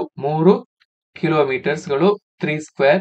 ಸೊ ಹಾಗೇನೆ CD ಬಾಹುವಿನ ಉದ್ದ 4 ಕಿಲೋಮೀಟರ್ಸ್ಗಳು ಅಂದ್ರೆ 4 ಸ್ಕ್ವೇರ್ ಆಯ್ತು. ಸೊ ಈಗ ನಮಗೆ OD ಸ್ಕ್ವೇರ್ ಬೇಕು. ಸೊ ಈಗ ನೋಡಿ, 3 ಸ್ಕ್ವೇರ್ ಅಂತ ಹೇಳಿದ್ರೆ 9 ಪ್ಲಸ್ ಇಲ್ಲಿ 16, ಟೋಟಲ್ ಮಾಡಿದ್ರೆ 25 ಬಂತು. OD square is equal to 25. OD is equal to square root of 25 ಅಂದ್ರೆ 5 ಕಿಲೋಮೀಟರ್ಗಳು. ಹಾಗಾಗಿ ಆತ ತನ್ನ ಆರಂಭಿಕ ಸ್ಥಾನದಿಂದ ಗಮ್ಯ ಸ್ಥಾನಕ್ಕೆ ಇರುವಂತಹ ದೂರ 5 ಕಿಲೋಮೀಟರ್ ದೂರದಲ್ಲಿ ಇದ್ದಾನೆ. ನಾನಿಲ್ಲಿ ಯಾಕೆ ಈ ಒಂದು ಸ್ಟೆಪ್ಸ್ ಅನ್ನ, ಪ್ರತಿಯೊಂದು ಸ್ಟೆಪ್ಸ್ ಅನ್ನ ಕೂಡ ಎಕ್ಸ್ಪ್ಲೈನ್ ಮಾಡಿ ಹೇಳ್ತಾ ಇದ್ದೇನೆ ಅಂತ ಹೇಳಿದ್ರೆ, ಸೊ ನಿಮ್ಮಲ್ಲಿ ಈ ಒಂದು ವಿಡಿಯೋನ ವೀಕ್ಷಿಸುವವರಲ್ಲಿ ಕಲಾ ವಿಭಾಗದ ವಿದ್ಯಾರ್ಥಿಗಳು ಕೂಡ ಇರಬಹುದು. ಹಾಗಾಗಿ ನಿಮಗೆ ಇಂತಹ ಗಣಿತದ ಪರಿಕಲ್ಪನೆಗಳು ಬಂದಾಗ ಒಂದಷ್ಟು ಕಷ್ಟ ಅಂತ ಅನಿಸಬಹುದು. ಹಾಗಾಗಿ ಪ್ರತಿಯೊಂದು ಸ್ಟೆಪ್ಸ್ ಅನ್ನ ಕೂಡ ನಾನು ಇಲ್ಲಿ ಹೇಳ್ತಾ ಇದ್ದೇನೆ. ಸೊ ಇಲ್ಲಿ ಯಾರಿಗೆ ಈಸಿ ಆಗ್ತದೆ ಅವರು ಜಸ್ಟ್ ಇದನ್ನ ಕ್ವಶನ್ ಅನ್ನ ನೋಡ್ಕೊಂಡು ಸಾಲ್ವ್ ಮಾಡ್ಕೊಂಡು ಹೋಗಿ. ಹಾಗಾಗಿ ಎಲ್ರಿಗೂ ಕೂಡ ಅರ್ಥ ಆಗ್ಬೇಕು ಅನ್ನೋಂಥ ದೃಷ್ಟಿಯಿಂದ, ಆರ್ಟ್ಸ್ ಬ್ಯಾಕ್ ಗ್ರೌಂಡ್ ನವರಿಗೆ ಇದೊಂದು ಕೂಡ ಅರ್ಥ ಆಗ್ಬೇಕು ಅನ್ನೋಂಥ ದೃಷ್ಟಿಯಿಂದ ನಾನು ಇಲ್ಲಿ ಪ್ರತಿಯೊಂದು ಸ್ಟೆಪ್ಸ್ ಗಳನ್ನ ಕೂಡ ಹೇಳ್ತಾ ಇದ್ದೇನೆ. ಮುಂದಿನ ಪ್ರಶ್ನೆಯನ್ನ ಗಮನಿಸಿ. ಕೆಳಗಿನ ಚಿತ್ರಗಳಲ್ಲಿ ಲಘುಕೋನ ತ್ರಿಭುಜವು ಹುಡುಗಿಯರನ್ನು, ವೃತ್ತವು ಅಂಗವಿಕಲ ಮಕ್ಕಳನ್ನು ಮತ್ತು ಆಯತವು ಶಾಲೆಗೆ ಹೋಗುತ್ತಿರುವ ಮಕ್ಕಳನ್ನ ಸೂಚಿಸುತ್ತದೆ. ಚಿತ್ರವನ್ನ ಅಧ್ಯಯನ ಮಾಡಿ 78 ಮತ್ತು 79ನೇ ಪ್ರಶ್ನೆಗಳಿಗೆ ಉತ್ತರಿಸಿ. ಇಲ್ಲಿ ಒಂದು ಚಿತ್ರವನ್ನ ಕೊಟ್ಟಿದ್ದಾರೆ. ಸೊ ಈ ಒಂದು ಚಿತ್ರವನ್ನ ಅಧ್ಯಯನ ಮಾಡಿ ಇದಕ್ಕೆ ಸಂಬಂಧಪಟ್ಟ ಹಾಗೆ ಕೇಳಿರುವಂತಹ ಪ್ರಶ್ನೆಗೆ ಉತ್ತರಿಸಬೇಕು, 78 ಮತ್ತು 79ನೇ ಪ್ರಶ್ನೆಗಳಿಗೆ. ಸೊ ಇಲ್ಲಿ ನೋಡಿ ಏನ್ ಹೇಳಿದ್ದಾರೆ ಪ್ರಶ್ನೆಯಲ್ಲಿ, ಈ ಕೆಳಗಿನ ಚಿತ್ರಗಳಲ್ಲಿ ಲಘುಕೋನ ತ್ರಿಭುಜ ಅಂದ್ರೆ ಟ್ರಯಾಂಗಲ್ ಏನಿದೆ ಇದು ಹುಡುಗಿಯರನ್ನ ಸೂಚಿಸುತ್ತದೆ, ಹುಡುಗಿಯರ ಸಮೂಹವನ್ನ ಸೂಚಿಸುತ್ತದೆ. ಹಾಗೆಯೇ ವೃತ್ತ ಸರ್ಕಲ್ ಇದು ಅಂಗವಿಕಲ ಮಕ್ಕಳನ್ನ ಸೂಚಿಸುತ್ತದೆ, ಅಂಗವಿಕಲ ಮಕ್ಕಳ ಸಮೂಹ. ಹಾಗೆಯೇ ಇಲ್ಲಿ ಇರುವಂತಹ ಆಯತ ಇದು ಶಾಲೆಗೆ ಹೋಗುತ್ತಿರುವಂತಹ ಮಕ್ಕಳನ್ನ ಸೂಚಿಸ್ತದೆ, ಶಾಲೆಗೆ ಹೋಗುತ್ತಿರುವಂತಹ ಮಕ್ಕಳು. ಸೊ ಈ ತರ ಪ್ರಶ್ನೆಯಲ್ಲಿ ಈ ಒಂದು ಕೊಟ್ಟಂತಹ ಚಿತ್ರಗಳು ಈ ಒಂದು ಸಮೂಹವನ್ನ ಸೂಚಿಸ್ತವೆ. 78ನೇ ಪ್ರಶ್ನೆಯನ್ನು ನೋಡಿ, ಶಾಲೆಗೆ ಹೋಗದಿರುವಂತಹ ಅಂಗವಿಕಲ ಹೆಣ್ಣು ಮಕ್ಕಳು ಯಾರು ಅನ್ನುವಂತಹ ಪ್ರಶ್ನೆ. ಸೊ ಇಲ್ಲಿ ಚಿತ್ರದ ಪ್ರಕಾರ ನಾವು ನೋಡೋದಾದ್ರೆ ಇಲ್ಲಿ ಶಾಲೆಗೆ ಹೋಗದಿರುವ ಅಂಗವಿಕಲ ಹೆಣ್ಣು ಮಕ್ಕಳು, ನಮಗಿಲ್ಲಿ ಬೇಕಾಗಿರುವಂತದ್ದು ಅಂಗವಿಕಲ ಹಾಗೇನೆ ಹೆಣ್ಣು ಮಕ್ಕಳು. ಸೊ ಅಂಗವಿಕಲ ಇದು ಯಾವ ಇದನ್ನ ಸೂಚಿಸಿದೆ ಅಂದ್ರೆ, ಯಾವ ಚಿತ್ರ ಅಂಗವಿಕಲ ಸಮೂಹವನ್ನ ಸೂಚಿಸಿದೆ ಅಂತ ಹೇಳಿದ್ರೆ ಇಲ್ಲಿ ಸರ್ಕಲ್. ಸೊ ಅದು ನಮ್ಗೆ ಬೇಕು, ಶಾಲೆಗೆ ಹೋಗದಿರುವಂತಹ ಅಂಗವಿಕಲ ಹೆಣ್ಣು ಮಕ್ಕಳು. ಹಾಗೇನೆ ಇಲ್ಲಿ ಹೆಣ್ಣು ಮಕ್ಕಳು, ಹೆಣ್ಣು ಮಕ್ಕಳನ್ನ ಸೂಚಿಸುವಂತಹ ಹೆಣ್ಣು ಮಕ್ಕಳ ಸಮೂಹವನ್ನ ಸೂಚಿಸುವಂತಹ ಚಿತ್ರ ಇಲ್ಲಿ ಟ್ರಯಾಂಗಲ್, ತ್ರಿಭುಜ, ಅದು ಕೂಡ ಬೇಕು. ಬಟ್ ನಮಗೆ ಯಾವ್ದು ಬೇಡ, ಶಾಲೆಗೆ ಹೋಗದಿರುವ ಅಂತ ಕೇಳಿದರೆ ಅಂದ್ರೆ ಈ ರೆಕ್ಟಾಂಗಲ್ ನ ಪಾರ್ಟ್ ನಮಗೆ ಬೇಡ, ರೆಕ್ಟಾಂಗಲ್ ಬೇಡ. ಸೊ ಇಂತಹ ಒಂದು ರೀಜನ್ ಅನ್ನು ನಾವು ಫೈಂಡ್ ಔಟ್ ಮಾಡ್ಕೋಬೇಕು. ಸೊ ಇಲ್ಲಿ ಆಪ್ಷನ್ 1 ಅನ್ನ ಗಮನಿಸಿ, ಒಂದೊಂದಾಗಿ ಆಪ್ಷನ್ ಅನ್ನ ನೋಡ್ತಾ ಹೋಗಿ. ಆಪ್ಷನ್ 1 ಅಲ್ಲಿ ಇಲ್ಲಿ ನೋಡಿ, ನೀವು ಚಿತ್ರವನ್ನ ಗಮನಿಸಬಹುದು. ಅಲ್ಲಿ ಬೇರೆ ಬೇರೆ ವಲಯಗಳನ್ನ, ರೀಜನ್ ಗಳನ್ನ ಕೊಡಲಾಗಿದೆ. 1ರಿಂದ 7ನೇ ರೀಜನ್ ತನಕ ಇಲ್ಲಿ ಬೇರೆ ಬೇರೆ ವಲಯಗಳನ್ನ ಕೊಡಲಾಗಿದೆ. ಇಲ್ಲಿ ವಲಯ 1 ನೋಡಿ, ವಲಯ 1 ನಲ್ಲಿ ಏನಿದೆ, ರೀಜನ್ 1 ನಲ್ಲಿ ಇಲ್ಲಿ ವೃತ್ತದ ಪಾರ್ಟ್ ಕೂಡ ಬರ್ತದೆ. ವೃತ್ತದ ಪಾರ್ಟ್, ಹೌದು ವೃತ್ತ ಇದೆ. ಹಾಗೇನೆ ಇಲ್ಲಿ ಬೇರೆ ಏನಿದೆ, ಇಲ್ಲಿ ರೆಕ್ಟಾಂಗಲ್ ಕೂಡ ಬರುತ್ತೆ. ಸೊ ನಮಗೆ ರೆಕ್ಟಾಂಗಲ್ ಬರಬಾರ್ದು ಅಂತ ರೀಜನ್ ಅನ್ನು ನಾವು ಹುಡುಕ್ಬೇಕು. ಸೊ ಹಾಗಾಗಿ ಇಲ್ಲಿ ಆಪ್ಷನ್ 1 ಇದನ್ನ ಎಲಿಮಿನೇಟ್ ಮಾಡ್ಕೊಳ್ಳಿ. ಸೊ ನೆಕ್ಸ್ಟ್ ಆಪ್ಷನ್ 2 ಅಲ್ಲಿ ರೀಜನ್ 2 ಇದೆ, ಅಂದ್ರೆ ಈ ರೀಜನ್. ಸೊ ಈ ರೀಜನ್ ಅನ್ನ ನೀವು ಗಮನಿಸಿ. ಸೊ ನಮಗೆ ಬೇಕಾಗಿರೋದೇನು, ಇಲ್ಲಿ ನಮಗೆ ಈ ಸರ್ಕಲ್ ಬೇಕು. ಹೌದು, ಸರ್ಕಲ್ ಇದೆ. ಈ ಸರ್ಕಲ್ ನೋಡಿ, ಇಲ್ಲಿ ರೀಜನ್ 2 ಅಲ್ಲಿ ಸರ್ಕಲ್ ನ ಒಳಗಡೆ ಬರ್ತದೆ, ಸರ್ಕಲ್ ಇದೆ. ಹಾಗೇನೆ ಇಲ್ಲಿ ಟ್ರಯಾಂಗಲ್ ಇದೆಯಾ, ಟ್ರಯಾಂಗಲ್ ಕೂಡ ಇದೆ. ಸೊ ನೋಡಿ, ಇದು ಟ್ರಯಾಂಗಲ್. ಸೊ ಈ ಟ್ರಯಾಂಗಲ್ ನ ಪಾರ್ಟ್ ಕೂಡ ಇದೆ. ಅಂಡ್ ಇಲ್ಲಿ ನಮಗೆ ಯಾವ್ದು ಬರಬಾರ್ದು, ನಮಗೆ ರೆಕ್ಟಾಂಗಲ್ ಇರ್ಬೋದು. ಸೊ ರೆಕ್ಟಾಂಗಲ್ ಇಲ್ಲ. ಸೊ ಇಷ್ಟೇ, ಈ ರೀಜನ್ 2 ಅಂತ ಹೇಳಿದ್ರೆ ಇಷ್ಟೇ. ಸೊ ಹಾಗಾಗಿ ಈ ಒಂದು ಪಾರ್ಟ್ ಏನಿದೆ, ಈ ಒಂದು ವಲಯ ಏನಿದೆ, ಇವರು ಕೇಳಿರುವಂತಹ ಶಾಲೆಗೆ ಹೋಗದಿರುವ ಅಂಗವಿಕಲ ಹೆಣ್ಣು ಮಕ್ಕಳ ಸಮೂಹವನ್ನ ಸೂಚಿಸುತ್ತದೆ. ಆದ್ರಿಂದ ಆಪ್ಷನ್ 2 ಇದಕ್ಕೆ ಸರಿಯಾದಂತಹ ಉತ್ತರ. ಮುಂದಿನ ಪ್ರಶ್ನೆ ನೋಡಿ, ಅಂಗವಿಕಲರು ಅಲ್ಲದ ಶಾಲೆಗೂ ಹೋಗದಿರುವ ಹುಡುಗಿಯರು ಯಾರು? ಅಂಗವಿಕಲರು ಅಲ್ಲ, ಶಾಲೆಗೂ ಹೋಗದಿರುವ ಹುಡುಗಿಯರು ಯಾರು ಅನ್ನುವಂತಹ ಪ್ರಶ್ನೆಯನ್ನ ಇಲ್ಲಿ ಕೇಳಿದರೆ. ಸೊ ಇಲ್ಲಿ ನೋಡಿ, ಇಲ್ಲಿ ಕೇಳಿರುವಂತದ್ದು ಅವ್ರಿಗೆ ಯಾವ್ದು ಬೇಕು, ಕೇವಲ ಹುಡುಗಿಯರು ಯಾರು, ಹುಡುಗಿಯರ ಸಮೂಹ ಮಾತ್ರ ಬೇಕು, ಅಂಗವಿಕಲರು ಆಗಿರಬಾರ್ದು. ಹಾಗೇನೆ ಶಾಲೆಗೂ ಹೋಗದಿರುವಂತಹ ಹುಡುಗಿಯರ ಸಮೂಹ ಯಾವ, ಈ ವಲಯ ಯಾವ, ಇಲ್ಲಿ ಇಂತಹ ವಲಯ ಈ ಸಮೂಹವನ್ನ ಸೂಚಿಸಿದೆ ಅನ್ನುವಂತಹ ಪ್ರಶ್ನೆಯನ್ನ ಕೇಳಲಾಗಿದೆ ನೋಡಿ. ಸೊ ಇಲ್ಲಿ ನಮಗೆ ಇಲ್ಲಿ ಯಾವುದು ಬೇಕಂತ ಹೇಳಿದ್ರೆ, ನಮಗೆ ಇಲ್ಲಿ ಹುಡುಗಿಯರು ಬೇಕು, ಅಂದ್ರೆ ತ್ರಿಭುಜ, ಈ ಒಂದು ಪಾರ್ಟ್ ಬೇಕು, ಈ ಪಾರ್ಟ್ ಇರುವಂತಹ ರೀಜನ್ ಬೇಕು. ಹಾಗೇನೆ ಯಾವುದು ಬೇಡ ಅಂದ್ರೆ ಮೈನಸ್, ಯಾವುದು ಬೇಡ. ಹಾಗೇನೆ ಅಂಗವಿಕಲರು ಅಲ್ಲದ, ಅಂಗವಿಕಲರ ಗುಂಪು ಯಾವುದು, ಸರ್ಕಲ್. ಹಾಗೇನೆ ಶಾಲೆಗೂ ಹೋಗದಿರುವ ಅಂದ್ರೆ ಶಾಲೆಗೆ ಹೋಗುವಂತ ಮಕ್ಕಳ ಸಮೂಹವನ್ನು ಸೂಚಿಸುವಂತದ್ದು ಇಲ್ಲಿ ರೆಕ್ಟಾಂಗಲ್, ಆಯತ. ಸೊ ಹಾಗಾಗಿ ಇಂತಹ ಒಂದು ರೀಜನ್ ಅನ್ನು ನಾವು ಹುಡುಕ್ಬೇಕು. ಸೊ ಒಂದೊಂದಾಗಿ ಆಪ್ಷನ್ ಅನ್ನು ನೋಡ್ತಾ ಬನ್ನಿ. ಸೊ ಆಪ್ಷನ್ 1 ನಲ್ಲಿ ರೀಜನ್ 5 ಅಂದ್ರೆ 5ನೇ ವಲಯ ಇದೆ. ಸೊ ಇದು ಏನನ್ನ ಸೂಚಿಸ್ತದೆ ನೋಡಿ, ಇದರಲ್ಲಿ ಏನೆಲ್ಲ ಇದೆ, ನಮ್ಗೆ ಯಾವ್ದೆಲ್ಲ ಬರಬಾರ್ದು, ಸರ್ಕಲ್ ಅಂಡ್ ರೆಕ್ಟಾಂಗಲ್ ಬರಬಾರ್ದು, ಬರೀ ಇಲ್ಲಿ ತ್ರಿಭುಜ ಮಾತ್ರ ಇರ್ಬೇಕು, ಅಂತ ರೀಜನ್ ಅನ್ನು ನಾವು ನೋಡ್ಕೋಬೇಕು. ಸೊ ಇಲ್ಲಿ ನೋಡಿ, ವಲಯ 5ರಲ್ಲಿ ಬರೀ ತ್ರಿಭುಜ ಮಾತ್ರ ಇದೆ, ಇಲ್ಲಿ ಸರ್ಕಲ್ ನ ಯಾವುದೇ ಪಾರ್ಟ್ ಬರೋದಿಲ್ಲ ಈ ಒಂದು ರೀಜನ್ ಗೆ. ಹಾಗಾಗಿ ಇದಕ್ಕೆ ಈ ಒಂದು ಪ್ರಶ್ನೆಗೆ ಸರಿಯಾದಂತ ಉತ್ತರ ಆಪ್ಷನ್ 1, 5, ರೀಜನ್ 5. ಇದು ಶಾಲೆಗೂ ಹೋಗದಿರುವಂತಹ ಅಂಗವಿಕಲರು ಅಲ್ಲದ ಹೆಣ್ಣು ಮಕ್ಕಳ ಗುಂಪನ್ನ ಸೂಚಿಸುತ್ತವೆ. ಮುಂದಿನ ಪ್ರಶ್ನೆಯನ್ನು ಗಮನಿಸಿ. ಒಂದು ಕನಿಷ್ಠ ಸಂಖ್ಯೆಯನ್ನು 8, 12, 15 ಮತ್ತು 20 ಇವುಗಳಿಂದ ಭಾಗಿಸಿದಾಗ ಉಳಿಯುವ ಶೇಷ 1 ಆದರೆ ಆ ಕನಿಷ್ಠ ಸಂಖ್ಯೆ ಯಾವುದು ಅನ್ನುವಂತಹ ಪ್ರಶ್ನೆಯನ್ನ ಕೇಳಲಾಗಿದೆ ನೋಡಿ. ಇಲ್ಲಿ ಕನಿಷ್ಠ ಸಂಖ್ಯೆಯನ್ನ ಕೇಳಿದ್ದಾರೆ. ಸೊ ಇಂತಹ ಪ್ರಶ್ನೆಯನ್ನ ಕೇಳುವಾಗ ಎಂತ ಮಾಡಬೇಕು, ನೀವು ಎಲ್ಲ ಆಪ್ಷನ್ಸ್ ಗಳನ್ನ ಕೊಟ್ಟಿರುವ 4 ಆಯ್ಕೆಗಳನ್ನ ಈ ಕೊಟ್ಟಂತಹ ಸಂಖ್ಯೆಗಳಿಂದ ಭಾಗಿಸಿ ನೋಡ್ಬೇಕು. ಮೊದಲನೇದಾಗಿ ಆಯ್ಕೆ 1 121 ನೀವು ಮೊದಲನೇದಾಗಿ 121 ಎಷ್ಟರಿಂದ ಭಾಗಿಸಬೇಕು, 8ರಿಂದ ಭಾಗಿಸಬೇಕು. 8ರಿಂದ ಭಾಗಿಸಿದಾಗ ಇಲ್ಲಿ 8 1 8, 15 120, ಶೇಷ ಎಷ್ಟು ಉಳಿತು, ಶೇಷವನ್ನು ಇಲ್ಲಿ ನಾನು ಶೇಷವನ್ನ ಬರೀತೇನೆ, ಶೇಷ 1. ಹಾಗೇನೆ 121 12ರಿಂದ ಭಾಗಿಸಿದಾಗ, ಸೊ ಇಲ್ಲಿ 12 10 120, ಶೇಷ 1.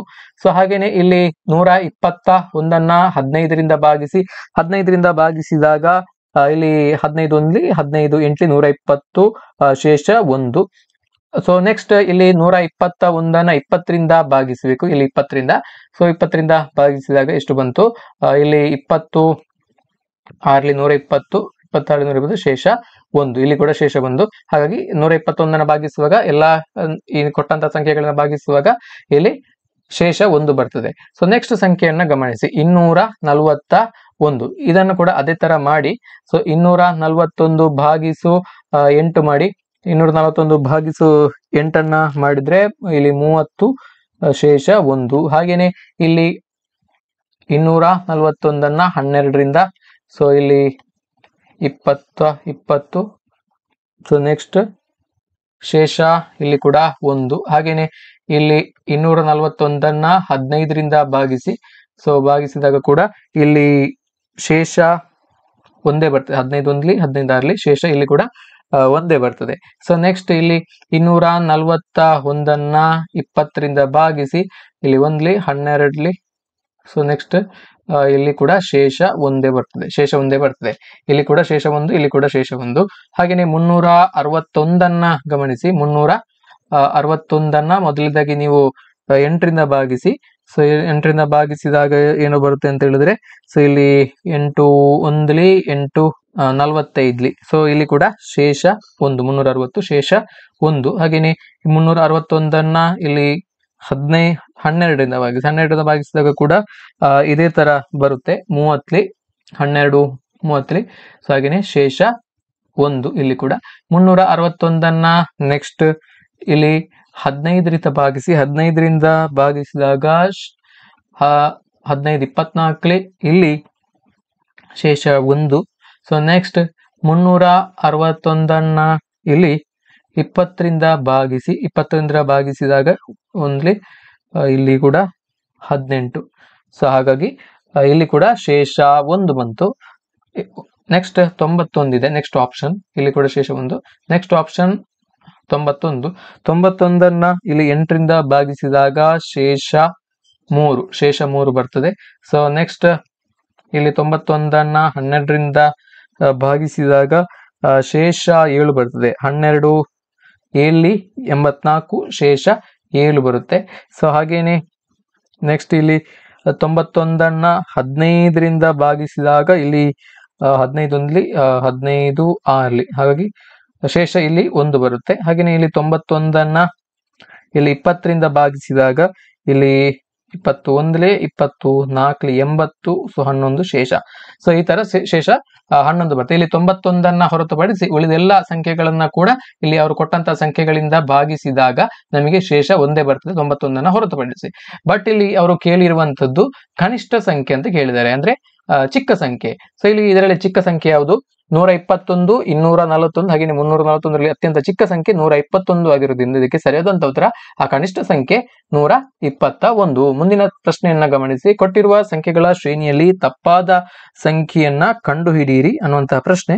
ಸೊ ಇಲ್ಲಿ ಸೀರೀಸ್ ಅನ್ನ ಗಮನಿಸಿ. ಇದು ಸಂಖ್ಯಾ ಪದ್ಧತಿಗೆ ಸಂಬಂಧಪಟ್ಟ ಹಾಗೆ, ನಂಬರ್ ಸಿಸ್ಟಮ್ಗೆ ಸಂಬಂಧಪಟ್ಟ ಹಾಗೆ ಕೇಳಿರುವಂತಹ ಪ್ರಶ್ನೆ. ಇಲ್ಲಿ 5 27 61 160. ಮುಂದಿನ ಪ್ರಶ್ನೆಯನ್ನ ಗಮನಿಸಿ. ಕೊಟ್ಟಿರುವ ಸಂಖ್ಯೆಗಳ ಶ್ರೇಣಿಯಲ್ಲಿ ತಪ್ಪಾದ ಸಂಖ್ಯೆಯನ್ನ ಕಂಡುಹಿಡಿಯಿರಿ. ಇದು ನಂಬರ್ ಸಿಸ್ಟಮ್ ಅಥವಾ ಸಂಖ್ಯಾ ಪದ್ಧತಿಗೆ ಸಂಬಂಧಪಟ್ಟ ಹಾಗೆ ಕೇಳಿರುವಂತಹ ಪ್ರಶ್ನೆ. ಸಂಖ್ಯೆಯನ್ನ ಗಮನಿಸಿ. 5 27 61 122 213 340 509. ಇಲ್ಲೊಂದು ಸೀರೀಸ್ ಅನ್ನ ಕೊಡಲಾಗಿದೆ. ಈ ಸೀರೀಸ್ ಅನ್ನ ಗಮನಿಸಿದಾಗ ಎಲ್ಲಾ ಸಂಖ್ಯೆಗಳು ಕೂಡ 5ರಿಂದ ಆರಂಭವಾಗಿ 509ರಲ್ಲಿ ಎಂಡ್ ಆಗ್ತದೆ. ಈ ಒಂದು ಸೀರೀಸ್ ಅನ್ನ ಅವರು ಕೊಟ್ಟಿರುವಂತಹ ಸೀರೀಸ್. ಸೊ ಎಲ್ಲಾ ಸಂಖ್ಯೆಗಳು ಕೂಡ ಏರಿಕೆ ಕ್ರಮದಲ್ಲಿ ಇದೆ. 5 ಆದ ನಂತರ 27 ನಂಬರ್ಸ್ ಗಳು ಇನ್ಕ್ರೀಸ್ ಆಗ್ತವೆ. ಹಾಗಾಗಿ ಏರಿಕೆ ಕ್ರಮದಲ್ಲಿ ಇದೆ, ಅಸೆಂಡಿಂಗ್ ಆರ್ಡರ್ ಇದೆ. ಸೊ ಇಲ್ಲಿ ಅಸೆಂಡಿಂಗ್ ಆರ್ಡರ್ ಅಲ್ಲಿ ಇರಬೇಕಿದ್ರೆ ಇಲ್ಲಿ ಯಾವುದೋ ಒಂದು ಪ್ಯಾಟರ್ನ್ ಅನ್ನ ಫಾಲೋ ಮಾಡಿರ್ಬೇಕು. ಐದರ್ ಎಡಿಷನ್ ಆಗಿರ್ಬೋದು ಅಥವಾ ಮಲ್ಟಿಪ್ಲಿಕೇಶನ್ ಆಗಿರ್ಬೋದು. ಸೊ ಅದನ್ನ ಫಾಲೋ ಮಾಡಿರ್ಬೇಕು. ನೋಡಿ ಇಲ್ಲಿ 5 ಮತ್ತು 27. ಸೊ ಇಲ್ಲಿ 27 ಮತ್ತು 5ರ ನಡುವೆ ಎಷ್ಟು ಡಿಫರೆನ್ಸ್ ಇದೆ? ಸೊ ಇಲ್ಲಿ ಸಾಮಾನ್ಯ ಮೈನಸ್ ಮಾಡ್ತಾ ನೋಡಿ. ಸೊ ಇದರ ವ್ಯತ್ಯಾಸ 22. ನೆಕ್ಸ್ಟ್ ನೋಡಿ 61 ಮೈನಸ್ 27. ಸೊ ಇದರ ಡಿಫರೆನ್ಸ್ ಅನ್ನ ನೋಡಿ. ಸೊ ಇಲ್ಲಿ 11ರಿಂದ 7 ಇಲ್ಲಿ 4. ಸೊ ಇಲ್ಲಿ 6ರಿಂದ 2 6ರಿಂದ 4. ಸೊ 37, ಸೊ ಇದು 37 ಬಂತು. ಸೊ ಅದಾಗಲ್ಲ. ಸೊ ಇಲ್ಲಿ ನೆಕ್ಸ್ಟ್ ಈ ಡಿಫ್ರೆನ್ಸ್ 61. ಸೊ ಈ ತರ ಬೇರೆ ಬೇರೆ ಡಿಫ್ರೆನ್ಸ್. ಹಾಗಾಗಿ ಇಲ್ಲಿ ಎಡಿಷನ್, ಡೈರೆಕ್ಟ್ ಆಗಿ ಎಡಿಷನ್ ಅನ್ನ ಫಾಲೋ ಮಾಡಿಲ್ಲ, ಬೇರೆ ಯಾವುದೋ ಒಂದು ಇದನ್ನ ಮಾಡಿರ್ಬೇಕು. ಸೊ ಇಲ್ಲಿ ಮಲ್ಟಿಪ್ಲಿಕೇಶನ್ ಅನ್ನ ಮಾಡಿದರೆ ನೋಡಿ, ಮಲ್ಟಿಪ್ಲಿಕೇಶನ್ 5 ಆದ ನಂತರ 27. ಸೊ ಇಲ್ಲಿ ಮಲ್ಟಿಪ್ಲಿಕೇಶನ್ ಸಾಧ್ಯ ಇಲ್ಲ, ಅಥವಾ ಇಲ್ಲಿ ಬೇರೆ ಯಾವುದೋ ಒಂದು ಪ್ಯಾಟರ್ನ್ ಅನ್ನ ಫಾಲೋ ಮಾಡಿರ್ಬೇಕು. ನೋಡಿ ಇಲ್ಲಿ 5 ಇದೆ, ಫಸ್ಟಿಗೆ 5 ಇದೆ. ಇಲ್ಲಿ 2 ಕ್ಯೂಬ್ ಅಂದ್ರೆ 2 ಕ್ಯೂಬ್ ಅಂದ್ರೆ 2ನೇ 3 ಸಲ ಗುಣಿಸಬೇಕು, 8 ಆಯ್ತು. 2 ಗುಣಿಸು 2 ಗುಣಿಸು 2 8 ಆಯ್ತು. 8ರಿಂದ 3ಅನ್ನ ಕಲ್ದಿದ್ದಾರೆ. ಸೊ ಕಲ್ದು 5ಅನ್ನ ಬರೆಯಲಾಗಿದೆ. ಸೊ ನೆಕ್ಸ್ಟ್ ಸಂಖ್ಯೆಗೆ ಇದನ್ನ ಅಪ್ಲೈ ಮಾಡಿ. ಈ ಒಂದು ಮೆಥಡ್ ಆಗುತ್ತಾ ಆಗಲ್ಲ ಅನ್ನೋದನ್ನ ಅಪ್ಲೈ ಮಾಡಿ. ಈ ಒಂದು ಮೆಥಡ್ ಆಗುತ್ತಾ ಆಗಲ್ವಾ ಅನ್ನೋದನ್ನ ಚೆಕ್ ಮಾಡಿ. ಸೊ ನೆಕ್ಸ್ಟ್ ಸಂಖ್ಯೆಯನ್ನ ನೋಡಿ. ಸೊ 2ರ ನಂತರ ಬರುವಂತದ್ದು 3. ಸೊ ನೆಕ್ಸ್ಟ್ 3 ಕ್ಯೂಬ್ ಆಗ್ಬೇಕು. 3 ಕ್ಯೂಬ್ ಅಂತ ಹೇಳಿದ್ರೆ 27 ಆಯ್ತು. ಸೊ 3 3 9, 3 27. 27 ಮೈನಸ್ 3 ಎಷ್ಟಾಯ್ತು? 24 ಆಗ್ಬೇಕು. ಸೊ ಇಲ್ಲಿ 27 ಇದೆ. ಸೊ ನೋಡಿ, ಇಲ್ಲಿ ತಪ್ಪಾದ ಸಂಖ್ಯೆಯನ್ನ ಕೇಳಿರುವಂತದ್ದು. ಮುಂದಿನ ಸಂಖ್ಯೆಯನ್ನ ಗಮನಿಸಿ. ಇಲ್ಲಿ ನೆಕ್ಸ್ಟ್ 3 ನಂತರ 4 ಕ್ಯೂಬ್ ಅಂತ ಹೇಳಿದ್ರೆ 4 ಗುಣಿಸು 4 ಗುಣಿಸು 4 ಅಂತ ಹೇಳಿದ್ರೆ 64 ಮೈನಸ್ 3, ಇಲ್ಲಿ ಮೇಲೆ ಮಾಡಿರುವಾಗೆ ಮೈನಸ್ 3ಅನ್ನ ಮಾಡಿದ್ರೆ ಎಷ್ಟು ಬಂತು? 61 ಬಂತು. ಸೊ 61 ಇದೆ. 4ನೇ ಸಂಖ್ಯೆ, 3ನೇ ಸಂಖ್ಯೆಗೆ 61 ಇದೆ. ಸೊ ನೆಕ್ಸ್ಟ್ 5ರದ್ದು ನೋಡಿ, 5 ಕ್ಯೂಬ್ ಅಂತ ಹೇಳಿದ್ರೆ 5 ಗುಣಿಸು 5 ಗುಣಿಸು 5 125 ಮೈನಸ್ 3 ಅಂದ್ರೆ 122. ಹಾಗೇನೆ 6 ಕ್ಯೂಬ್ ಅಂತ ಹೇಳಿದ್ರೆ ಸೊ 6 ಗುಣಿಸು 6 ಗುಣಿಸು 6 ಅಂದ್ರೆ 216 ಆಯ್ತು. 216 ಮೈನಸ್ 3 ಅಂತ ಹೇಳಿದ್ರೆ 213. ಸೊ ಈ ಸಂಖ್ಯೆ ಕೂಡ ಇದೆ, ಈ ಸೀರೀಸ್ ಅಲ್ಲಿ ಇದೆ. ಸೊ ನೆಕ್ಸ್ಟ್ 6ರ ನಂತರ ಬರುವಂತದ್ದು ಇಲ್ಲಿ 7 ಕ್ಯೂಬ್ ಅಂತ ಹೇಳಿದ್ರೆ ನಿಮ್ಗೆ ಎಷ್ಟು ಬರುತ್ತೆ ಅಂತ ಹೇಳಿದ್ರೆ 343 ಮೈನಸ್ 3 ಮಾಡಬೇಕು. ಮೈನಸ್ 3 ಮಾಡುವಾಗ 340 ಬಂತು. ಹಾಗೇನೆ ಇಲ್ಲಿ ನೆಕ್ಸ್ಟ್ ಬರುವಂತದ್ದು 8 ಕ್ಯೂಬ್ ಅಂತ ಹೇಳಿದ್ರೆ 8 ಗುಣಿಸು 8 ಗುಣಿಸು 8 ಅಂತ ಹೇಳಿದ್ರೆ 512. 512 ಮೈನಸ್ 3 ಅಂತ ಹೇಳಿದ್ರೆ 509. ಎಲ್ಲ ಸಂಖ್ಯೆಗಳು ಕೂಡ ಇಲ್ಲಿ ಇದೇ ಪ್ಯಾಟರ್ನ್ ಅನ್ನ ಫಾಲೋ ಮಾಡಲಾಗಿದೆ. ಎಲ್ಲ ಸಂಖ್ಯೆಗಳನ್ನ ಬರೀಲಿಕ್ಕೆ ಈ ಪ್ಯಾಟರ್ನ್ ಅನ್ನ ಫಾಲೋ ಮಾಡಲಾಗಿದೆ. ಬಟ್ ಇಲ್ಲಿ ಈ ಒಂದು ಪ್ಯಾಟರ್ನ್ ನ ಪ್ರಕಾರ ಯಾವ ಸಂಖ್ಯೆ ಇಲ್ಲ ಅಂತ ಹೇಳಿದ್ರೆ ಇಲ್ಲಿ ಸೆಕೆಂಡ್ ನಂಬರ್ 27 ಅನ್ನುವಂಥದ್ದು ನಮಗೆ ಆಕ್ಚುಲಿ ಈ ಒಂದು ಪ್ಯಾಟರ್ನ್ ನ ಪ್ರಕಾರ 24 ಬರಬೇಕಿತ್ತು, ಬಟ್ ಇಲ್ಲಿ 27ಅನ್ನ ಬರೆಯಲಾಗಿದೆ. ಹಾಗಾಗಿ ಇಲ್ಲಿ 27 ಅನ್ನುವಂಥದ್ದು ತಪ್ಪಾದ ಸಂಖ್ಯೆ. ಆಪ್ಷನ್ 2 ಇದಕ್ಕೆ ಸರಿಯಾದಂತಹ ಉತ್ತರ. ಮುಂದಿನ ಪ್ರಶ್ನೆಯನ್ನ ಗಮನಿಸಿ. 7ನೇ 6 ಭಿನ್ನರಾಶಿಯ 2 ಅಂಕಿಗಳಿಂದ ಕನಿಷ್ಠ ಸಂಖ್ಯೆಯನ್ನು ಕಳೆದಾಗ ಅನುಪಾತ 21ನೇ 16 ಬರುತ್ತದೆ. ಆ ಕನಿಷ್ಠ ಸಂಖ್ಯೆ ಯಾವುದು ಅನ್ನುವಂತಹ ಪ್ರಶ್ನೆ. ಸೊ ಇಲ್ಲಿ ನೋಡಿ, ಇಲ್ಲಿ ಕೊಟ್ಟಿರುವಂತಹ ಪ್ರಶ್ನೆಯಲ್ಲಿ ಏನ್ ಕೇಳಿದ್ದಾರೆ ಅಂತ ಹೇಳಿದ್ರೆ 7ನೇ 6 ಒಂದು ಭಿನ್ನರಾಶಿ. 7ನೇ 6 ಒಂದು ಭಿನ್ನರಾಶಿ. ಈ ಭಿನ್ನರಾಶಿಯ 2 ಅಂಕಿಗಳು, ಇಲ್ಲಿ ಅಂಶ ಮತ್ತು ಛೇದ, ಈ 2 ಅಂಕಿಗಳಿಂದ ಕನಿಷ್ಠ ಸಂಖ್ಯೆಯನ್ನ ಕಳೆದಾಗ ಅನುಪಾತ 21ನೇ 16 ಬರುತ್ತದೆ. ಆ ಕನಿಷ್ಠ ಸಂಖ್ಯೆ ಯಾವುದು? ಇಲ್ಲಿ ಕೊಟ್ಟಿರುವಂತಹ ಸಂಖ್ಯೆಯಲ್ಲಿ ಆ ಕನಿಷ್ಠ ಸಂಖ್ಯೆ ಯಾವುದು ಅನ್ನುವಂಥ ಪ್ರಶ್ನೆಯನ್ನು ಕೇಳಿದ್ದಾರೆ. ಸೊ ಇಲ್ಲಿ ಒಂದೊಂದಾಗಿ ಆಪ್ಷನ್ ಅನ್ನ ಗಮನಿಸ್ತಾ ಬನ್ನಿ. ಫಸ್ಟ್ಗೆ 2.6 ಅದನ್ನ ಟ್ರೈ ಮಾಡಿ. ಸೊ 2 ಸಂಖ್ಯೆಗಳಿಂದ ಕನಿಷ್ಠ ಸಂಖ್ಯೆ ಅಂದ್ರೆ ಇಲ್ಲಿ ಆಪ್ಷನ್ ಅಲ್ಲಿ ಇರುವಂತಹ ಒಂದು ನಂಬರ್ ಅನ್ನ ಕಲಿಬೇಕು. 2.6 ಇದರಿಂದ. ಹಾಗೆಯೇ 2.6 ಎಷ್ಟಾಯ್ತು? ಸೊ ಇಲ್ಲಿ 6 ಮೈನಸ್ 2.6 ನೀವು ಬೇಕಿದ್ರೆ ಮಾಡಿ ನೋಡಿದಾಗ 3.4 ಬರುತ್ತೆ. ಇಲ್ಲಿ ಕೆಳಗಡೆ 7 ಮೈನಸ್ 2.6 ಅಂತ ಹೇಳಿದ್ರೆ 4.4 ಬರುತ್ತೆ. ಸೊ ಇದನ್ನ ನೀವು 34 ಅಂಡ್ 44 ಅಂತ ಹೇಳಿ ಕನ್ಸಿಡರ್ ಮಾಡ್ಕೊಳ್ಳಿ. 3.4 ಅಂಡ್ 4.4 ಇದ್ದದನ್ನ 34 ಅಂಡ್ 44 ಇದನ್ನ ಸಿಂಪ್ಲಿಫಿಕೇಶನ್ ಮಾಡ್ಕೊಳ್ಳಿ. ಸಿಂಪ್ಲಿಫಿಕೇಶನ್ ಮಾಡಿದಾಗ ಇಲ್ಲಿ 22 2ರ ಮಗ್ಗಿಯಿಂದ 22 ಒಂದಲೇ 22 17 ಇಲ್ಲಿ 22ನೇ 17 ಬಂತು. 22ನೇ 17. ಬಟ್ ನಮಗೆ ಬರ್ಬೇಕಾಗಿರುವಂತದ್ದು ಉತ್ತರ ಎಷ್ಟು ಬರಬೇಕು? ಕಳೆಯುವಾಗ 21ನೇ 16 ಬರಬೇಕು. ಸೊ ಹಾಗಾಗಿ ಈ ಆಪ್ಷನ್ ಆಗೋದಿಲ್ಲ, ಆಪ್ಷನ್ 1 ಆಗೋದಿಲ್ಲ. ಆಪ್ಷನ್ 2 ಅನ್ನ ಟ್ರೈ ಮಾಡಿ. ಆಪ್ಷನ್ 2 ಅಲ್ಲಿ 7ನೇ 6 ಮೈನಸ್ 2.8. ಸೊ ಏನಾಯ್ತು? ಸೊ ಇಲ್ಲಿ 6 ಮೈನಸ್ 2.8. ಸೊ ಇದನ್ನ ಮೈನಸ್ ಮಾಡಿ 3.2 ಡಿವೈಡೆಡ್ ಬೈ ಇಲ್ಲಿ ಕೆಳಗಡೆ 4.2. ಸೊ ಇದನ್ನ ಇಲ್ಲಿ ಇಂಟು 10 ಮಾಡಿ ಬರ್ಕೊಳ್ಳಿ. So for easy purpose, simplification ಪರ್ಪಸ್ಗೆ. ಸೊ ಇಲ್ಲಿ 32 42. ಸೊ ಇಲ್ಲಿ ಕೆಳಗಡೆ ಇದನ್ನ 2ರ ಮಗ್ಗಿಯಿಂದ ಭಾಗಿಸಿ ಸಿಂಪ್ಲಿಫಿಕೇಶನ್ ಅನ್ನ ಮಾಡಿ. ಸೊ ಇಲ್ಲಿ 21ಲಿ 2 42, ಹಾಗೆ 2 16ಲಿ 32. ಹಾಗಾಗಿ ಇಲ್ಲಿ ಬಂದಂತದ್ದು 21ನೇ 16 ನಮಗೆ ಬರಬೇಕಾದ ಸಂಖ್ಯೆ ಕೂಡ 21ನೇ 16 ಬರಬೇಕಿತ್ತು. ಹಾಗಾಗಿ ಆ ಒಂದು ಕನಿಷ್ಠ ಸಂಖ್ಯೆ ಆಪ್ಷನ್ ಬಿ ಅಲ್ಲಿ ಇರುವಂತಹ 2.8 2.8 ಇದಕ್ಕೆ ಸರಿಯಾದಂತಹ ಉತ್ತರ. ಸಮಾರಂಭವೊಂದರಲ್ಲಿ ಪ್ರತಿಯೊಬ್ಬರು ಪರಸ್ಪರ ಹಸ್ತಲಾಘವ ಮಾಡುತ್ತಾರೆ. ಒಟ್ಟು ಹಸ್ತಲಾಘವಗಳ ಸಂಖ್ಯೆ 66. ಆದರೆ ಸಮಾರಂಭದಲ್ಲಿರುವಂತಹ ಒಟ್ಟು ವ್ಯಕ್ತಿಗಳ ಸಂಖ್ಯೆ, ಒಂದು ಸಮಾರಂಭದಲ್ಲಿ ಪ್ರತಿಯೊಬ್ಬ ವ್ಯಕ್ತಿ ಇನ್ನೊಬ್ಬ ವ್ಯಕ್ತಿಯ ಹಸ್ತಲಾಘವ ಮಾಡ್ತಾರೆ. ಪ್ರತಿಯೊಬ್ಬರು ಕೂಡ ಪ್ರತಿಯೊಬ್ಬರ ಹಸ್ತಲಾಘವನ್ನ ಮಾಡ್ತಾರೆ, ಅಂದ್ರೆ ಶೇಕ್ ಹ್ಯಾಂಡ್ಸ್ ಅನ್ನ ಮಾಡ್ತಾರೆ. ಒಂದು ಹಸ್ತಲಾಘವ ಏರ್ಪಡಿಸಿದ್ರೆ ಒಟ್ಟು 2 ಜನ ಬೇಕು. ಸೊ ಹಾಗೇನೆ ಇಲ್ಲಿ ಒಟ್ಟು ಹಸ್ತಲಾಘವಗಳ ಸಂಖ್ಯೆ, ಒಟ್ಟು ಶೇಕ್ ಹ್ಯಾಂಡ್ಸ್ ಗಳು, number of shake hands is 66. So ಆದ್ರೆ ಆ ಒಂದು ಸಮಾರಂಭದಲ್ಲಿರುವಂತಹ ಒಟ್ಟು ವ್ಯಕ್ತಿಗಳ ಸಂಖ್ಯೆಯನ್ನು ನಾವಿಲ್ಲಿ ಕಂಡುಹಿಡಬೇಕು. ತುಂಬಾನೇ ಸಿಂಪಲ್ ಆಗಿ ನೀವು ಕಂಡುಹಿಡಿಬಹುದು, ತುಂಬಾನೇ ಈಸಿ ಆದಂತಹ ಪ್ರಶ್ನೆ. ಸೊ ಇದಕ್ಕೆ ಈ ಒಂದು ಪ್ರಶ್ನೆಯನ್ನ 2 ವಿಧಗಳಲ್ಲಿ ನೀವು ಸಾಲ್ವ್ ಮಾಡಬಹುದು. ಒಂದು, ವಿಕಲ್ಪಕ್ಕೆ ಸಂಬಂಧಪಟ್ಟಂತ ಒಂದು ಸೂತ್ರವನ್ನು ಉಪಯೋಗಿಸಿ, ಅಂದ್ರೆ ಕಾಂಬಿನೇಷನ್ ಗೆ ಸಂಬಂಧಪಟ್ಟಂತ ಒಂದು ಸೂತ್ರ, NCR is equal to n factorial divided by n minus r factorial into r factorial. So here r factorial is equal to 2. Why? Because there are 2 persons are required to shake hand. So ಒಂದು ಹಸ್ತಲಾಘವ ಏರ್ಪಡಬೇಕಿದ್ರೆ 2 ವ್ಯಕ್ತಿಗಳು ಬೇಕು. ಹಾಗಾಗಿ ಇಲ್ಲಿ r is equal to 2. So ಇಲ್ಲಿ next ಏನ್ ಮಾಡ್ಬೇಕು ನೀವು, ಇಲ್ಲಿ ಅವರು ಕೊಟ್ಟಿದ್ದಾರೆ. ಸೊ ಇಲ್ಲಿ NCR ಟೋಟಲ್ ಎಷ್ಟು ಹಸ್ತಲಾಘವಗಳು ಏರ್ಪಡ್ತವೆ ಅಂತ ಹೇಳಿದ್ರೆ 66. ಸೊ ಅದನ್ನ ಅವರೇ ಕೊಟ್ಟಿದ್ದಾರೆ. ಸೊ ಇದನ್ನ ಇಲ್ಲಿ ಸಬ್ಸ್ಟಿಟ್ಯೂಟ್ ಮಾಡ್ಕೋಬೇಕು. ಸೊ ಹಾಗೇನೆ ಇಲ್ಲಿ ಫ್ಯಾಕ್ಟೋರಿಯಲ್ ಅಲ್ಲಿ ಇಲ್ಲಿ n ಅನ್ನುವಂತಹ ಜಾಗದಲ್ಲಿ ಇಲ್ಲಿ ಆಪ್ಷನ್ ಅಲ್ಲಿ ಕೊಟ್ಟಿರುವಂತಹ ಏನು ಈ ಒಂದು ನಂಬರ್ಸ್ ಇದೆ ಅದನ್ನ ನೀವು n ಆಗಿ ಕನ್ಸಿಡರ್ ಮಾಡಬೇಕು. ಆನಂತರ ಯಾವ ಆಪ್ಷನ್ ಅನ್ನ ಸಬ್ಸ್ಟಿಟ್ಯೂಟ್ ಮಾಡಿದಾಗ ಇಲ್ಲಿ ಕೊಟ್ಟಂತಹ ವ್ಯಾಲ್ಯೂ ಬರುತ್ತೆ n is equal to, so either 45 ಆಗಿರ್ಲಿ, 15 ಆಗಿರ್ಲಿ, 10 ಆಗಿರ್ಲಿ, 12 ಆಗಿರ್ಲಿ, ಸೊ ಈ ತರ ಬರುತ್ತೆ. ಅಲ್ಲಿ ನೀವು ಸ್ಟಾಪ್ ಮಾಡಬೇಕು.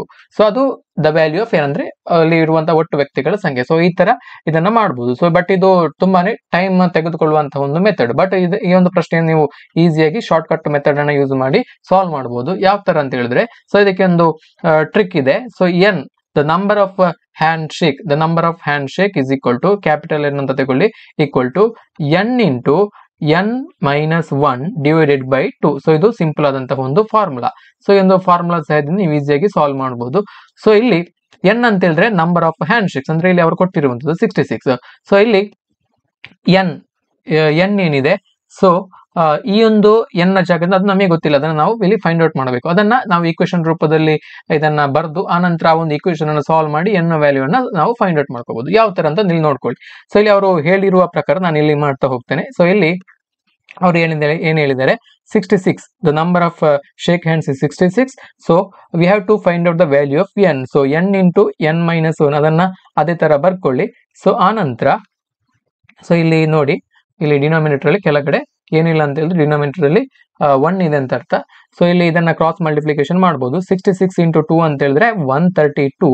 ಸೊ ನೆಕ್ಸ್ಟ್ ಏನಾಯ್ತು, ಇಲ್ಲಿ n into n minus, ಇದನ್ನ ಕೂಡ ಮಲ್ಟಿಪ್ಲಿಕೇಶನ್ ಮಾಡ್ಕೊಳ್ಳಿ. n square minus n into minus 1 ಅಂತ ಹೇಳಿದ್ರೆ minus n. ಸೊ ಈ ಒಂದು ಈಕ್ವೇಶನ್ ಅನ್ನ ನಾವು ಸಿಂಪ್ಲಿಫಿಕೇಶನ್ ಮಾಡಬಹುದು. ಅದನ್ನ ನಾವು ಕ್ವಾಡ್ರಾಟಿಕ್ ಈಕ್ವೇಶನ್ ರೂಪದಲ್ಲಿ ಬರಿಬೇಕು, ವರ್ಗ ಸಮೀಕರಣ ರೂಪದಲ್ಲಿ ಬರಿಬೇಕು.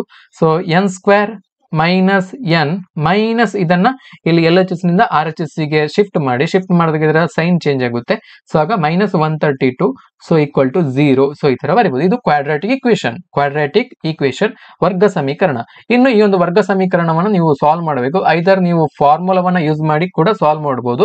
-b plus or minus square root of b squared minus 4ac divided by 2a ಆ ಒಂದು ಫಾರ್ಮುಲಾ, ಅಥವಾ ನೀವು ಈ ಒಂದು ಈಕ್ವೇಶನ್ ಅನ್ನ ಫ್ಯಾಕ್ಟರೈಸೇಷನ್ ಮೆಥಡ್ ಮುಖಾಂತರ ಕೂಡ ಸಾಲ್ವ್ ಮಾಡಬಹುದು. ಅಪವರ್ತಿಸುವಿಕೆ ವಿಧಾನದ ಮುಖಾಂತರ ಬೇಕಿದ್ರು ಕೂಡ ಸಾಲ್ವ್ ಮಾಡಬಹುದು. ಸೊ ಇಲ್ಲಿ ನಾನು ಅಪವರ್ತಿಸುವಿಕೆ ವಿಧಾನದಿಂದ ಇದನ್ನ ಸಾಲ್ವ್ ಮಾಡ್ತೇನೆ. ಸೊ ಇಲ್ಲಿ ನೋಡಿ, n square minus n minus 132. So ಈ ಈಕ್ವೇಶನ್ ಅನ್ನು ನಾವು ಫ್ಯಾಕ್ಟರೈಸೇಷನ್ ಮೆಥಡ್ ಮುಖಾಂತರ ಯಾವ ತರ ಸಾಲ್ವ್ ಮಾಡಬಹುದು ಅಂತ ಹೇಳಿದ್ರೆ, ಇಲ್ಲಿ ಫಸ್ಟ್ ಗೆ ನೀವು ಏನ್ ಮಾಡಬೇಕು, ಮೊದಲ ಪದ ಫಸ್ಟ್ ಟರ್ಮ್ ಅಂಡ್ ಅಂತ್ಯ ಪದ ಅಂದ್ರೆ ಥರ್ಡ್ ಟರ್ಮ್. ಸೊ ಇದನ್ನ ನೀವು ಮಲ್ಟಿಪ್ಲಿಕೇಶನ್ ಮಾಡ್ಕೋಬೇಕು. ಮಲ್ಟಿಪ್ಲಿಕೇಶನ್ ಮಾಡಿದಾಗ ಏನಾಯ್ತು, n ಸ್ಕ್ವೇರ್ ಇಂಟು ಮೈನಸ್ 132 ಅಂದ್ರೆ -132 n ಸ್ಕ್ವೇರ್ ಆಯ್ತು. ಸೊ ಈ -132 n ಸ್ಕ್ವೇರ್ ಏನಿದೆ ಅದನ್ನ ನೀವು ಫ್ಯಾಕ್ಟರೈಸೇಷನ್ ಮಾಡಬೇಕು. ಅದರ ಅಪವರ್ತನವನ್ನ ನೀವು ಫೈಂಡ್ ಔಟ್ ಮಾಡಬೇಕು. ಸೊ ಆ ಅಪವರ್ತನಗಳು ಯಾವ ತರ ಇರ್ಬೇಕಂತ ಹೇಳಿದ್ರೆ, ಅದನ್ನ ಎಡಿಷನ್ ಮಾಡುವಂತ ಸಂದರ್ಭದಲ್ಲಿ ಇಲ್ಲಿ ಮಿಡಲ್ ಟರ್ಮ್ ಬರಬೇಕು. ಸೊ ಈ ತರ ಫ್ಯಾಕ್ಟರೈಸೇಷನ್ ಮೆಥಡ್ ಅಲ್ಲಿ ಮಾಡುವಂತದ್ದು. ಸೊ ನೀವು ಅಪ್ ಟು 10th ಕ್ಲಾಸ್ ತನಕ ನೀವು ಕಲ್ತಾ ಇರುವಂತದ್ದೇ. ಸೊ ಹಾಗಾಗಿ ಇಲ್ಲಿ ನೀವೇನ್ ಮಾಡ್ಬೇಕಂತ ಹೇಳಿದ್ರೆ, ಇಲ್ಲಿ 32ರ ಅಪವರ್ತನವನ್ನು ನೋಡಬೇಕು. ಸೊ ಇಲ್ಲಿ ಆ ಅಪವರ್ತನಗಳು ಏನ್ ಮಾಡ್ಬೇಕು, ಆ ಎರಡು ಅಪವರ್ತನಗಳನ್ನ ನಾವು ಎಡಿಷನ್ ಮಾಡುವಾಗ ಆ ವ್ಯಾಲ್ಯೂ ಏನಿದೆ ಅದು ಮಿಡ್ಲ್ ಟರ್ಮ್ ಏನಿದೆ, ಮಧ್ಯದ ಪದವನ್ನ ಅದು ಕೊಡ್ಬೇಕು. ಅಂತ ಒಂದು ಟರ್ಮ್ ಅನ್ನು ನಾವು ಚಾಯ್ಸ್ ಮಾಡಬೇಕು.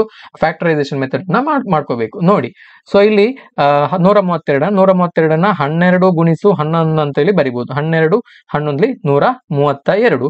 ಸೊ ಇಲ್ಲಿ ಈ ಸೈನ್ ಅನ್ನ ಯಾವ ತರ ಮಾಡ್ಬೇಕಂತ ಹೇಳಿದ್ರೆ ಇಲ್ಲಿ ಮೈನಸ್ ಎನ್ ಬರಬೇಕು. ಹಾಗಾಗಿ ಇಲ್ಲಿ -12 + 1 ಅಂತ ಹೇಳಿದ್ರೆ ಗುಣಿಸುವಾಗ -12n ಇಂಟು +11n, ಸೊ ಆಗ -132n² ಬರುತ್ತೆ. ಸೊ ಅದೇ ತರ ಮಾಡಿ. ಸೊ ಇಲ್ಲಿ n² ಮೈನಸ್ ಯಾವ ತರ ಬರೀರಿ ಅಂತ ಹೇಳಿದ್ರೆ 12n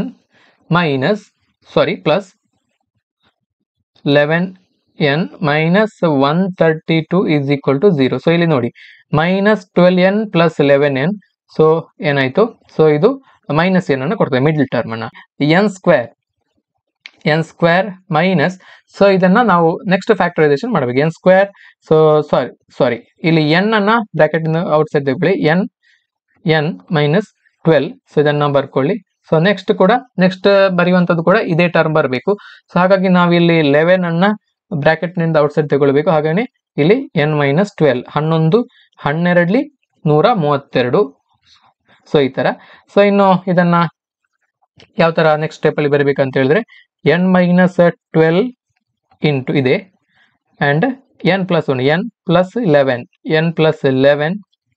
= 0. So either n -12 = 0 or n + 1 = 0. So ಎರಡು ವ್ಯಾಲ್ಯೂ ನ ಹೊಂದಬಹುದು. A quadratic equation has two roots.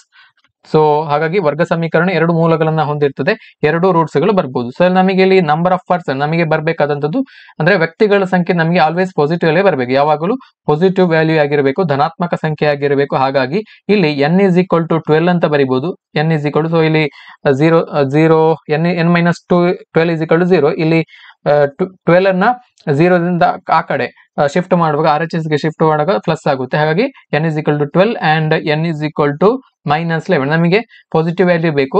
So number of person will always B positive. ಹಾಗಾಗಿ ಇಲ್ಲಿ n = 2 ಆನ್ಸರ್ ಆಗುತ್ತೆ. n = 12 ಆನ್ಸರ್ ಆಗುತ್ತೆ ಈ ಒಂದು ಪ್ರಶ್ನೆಗೆ. ಹಾಗಾಗಿ ಇಲ್ಲಿ ಒಟ್ಟು ಇರುವಂತಹ ವ್ಯಕ್ತಿಗಳ ಸಂಖ್ಯೆ 12.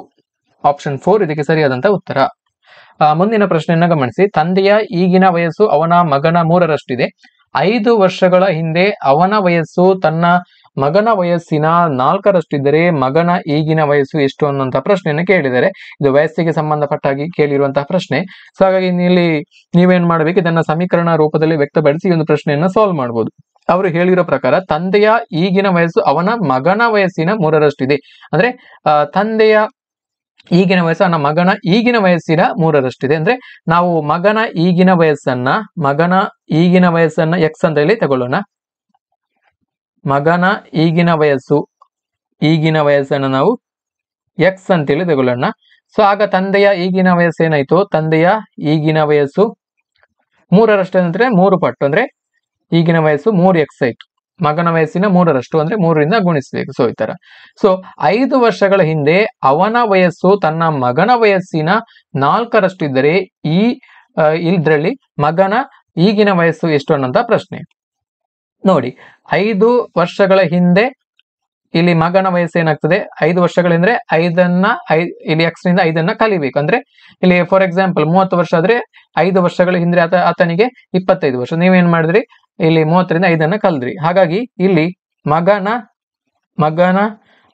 5 ವರ್ಷಗಳ ಹಿಂದೆ ಮಗನ ವಯಸ್ಸು ಏನಾಯ್ತು, ಇಲ್ಲಿ ಈಗಿನ ವಯಸ್ಸು x.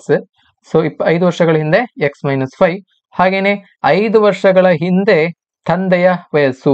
ಸೊ ಈಗ 3x, 5 ವರ್ಷಗಳ ಹಿಂದೆ 3x - 5, 3x - 5. ಸೊ ಈ ತರ. ಸೊ ಇಲ್ಲಿ ಏನ್ ಹೇಳಿದ್ದಾರೆ, 5 ವರ್ಷಗಳ ಹಿಂದೆ ಅವನ ವಯಸ್ಸು ತನ್ನ ಮಗನ ವಯಸ್ಸಿನ 4ರಷ್ಟಿದ್ದರೆ ತಂದೆಯ 5 ವರ್ಷಗಳ ಹಿಂದೆ ತಂದೆಯ ವಯಸ್ಸು 3x - 5, ಆಗ ತನ್ನ ಮಗನ ವಯಸ್ಸಿನ 4ರಷ್ಟಿದ್ರೆ ಅಂದ್ರೆ ಆತನ ಮಗನ ವಯಸ್ಸು 5 ವರ್ಷಗಳ ಹಿಂದೆ x - 5. ಸೊ ಈ ತರ 4 ಪಟ್ಟು. ಸೊ ಈ ತರ ಇತ್ತು. ಸೊ ಅವ್ರಿಗೆ ಕೊಟ್ಟಿರುವಂತಹ ಹೇಳಿಕೆಯ ಪ್ರಕಾರ. ಸೊ ಇನ್ನು ನೀವು ಈಕ್ವೇಶನ್ ಅನ್ನ ನೀವು ಸಿಂಪ್ಲಿಫಿಕೇಶನ್ ಮಾಡ್ಕೋಬೇಕು.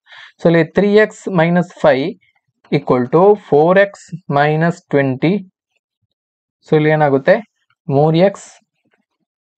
ಸೊ ಇಲ್ಲಿ ಎಕ್ಸ್ ಅನ್ನು ಈ ಕಡೆ ತಗೊಂಡು ಬನ್ನಿ. 4x equal to minus 20 plus 5. So ಇದನ್ನು ಈ ಕಡೆ ಶಿಫ್ಟ್ ಮಾಡಿ. ಸೊ ಇಲ್ಲಿ 3x ಮೈನಸ್ ಎಕ್ಸ್ ಅಂತ ಹೇಳಿದ್ರೆ minus x equal to minus 15. 20 plus minus 20 plus 5 minus 15. So ನಮಗೆ ಬೇಕಾಗಿರುವಂಥದ್ದು ಎಕ್ಸ್, ಮಗನ ಈಗಿನ ವಯಸ್ಸು ನಾವು ಕಂಡು ಹಿಡಬೇಕಾಗಿರುವಂಥದ್ದು. ಈಗಿನ ವಯಸ್ಸು ಎಕ್ಸ್ ಅಂತ ತಗೊಂಡಿದ್ದೇವೆ, ಹಾಗಾಗಿ ಇಲ್ಲಿ x is equal to 15. So ಇಲ್ಲಿ minus minus cancel, minus one cancel ಆಯಿತು. ಸೊ ಹಾಗಾಗಿ ಇಲ್ಲಿ x is equal to 15.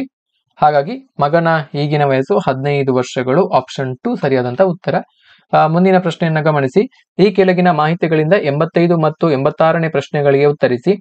A B C D ಮತ್ತು ಇ ಎಂಬ 5 ಬ್ಯಾಂಕಿನ ಶಾಖೆಗಳು ಈ ಕೆಳಗಿನಂತಿವೆ. ಹೇಳಿಕೆಯನ್ನು ನೋಡಿ. ಎ ಬಿ ಮತ್ತು ಸಿ ಬ್ಯಾಂಕಿನ ಶಾಖೆಗಳು ಇಂದೋರ್ ಮತ್ತು ಭೋಪಾಲ್ನಲ್ಲಿವೆ. ಎ ಬಿ ಮತ್ತು ಇ ಬ್ಯಾಂಕಿನ ಶಾಖೆಗಳು ಇಂದೋರ್ ಮತ್ತು ಗ್ವಾಲಿಯರ್ನಲ್ಲಿವೆ.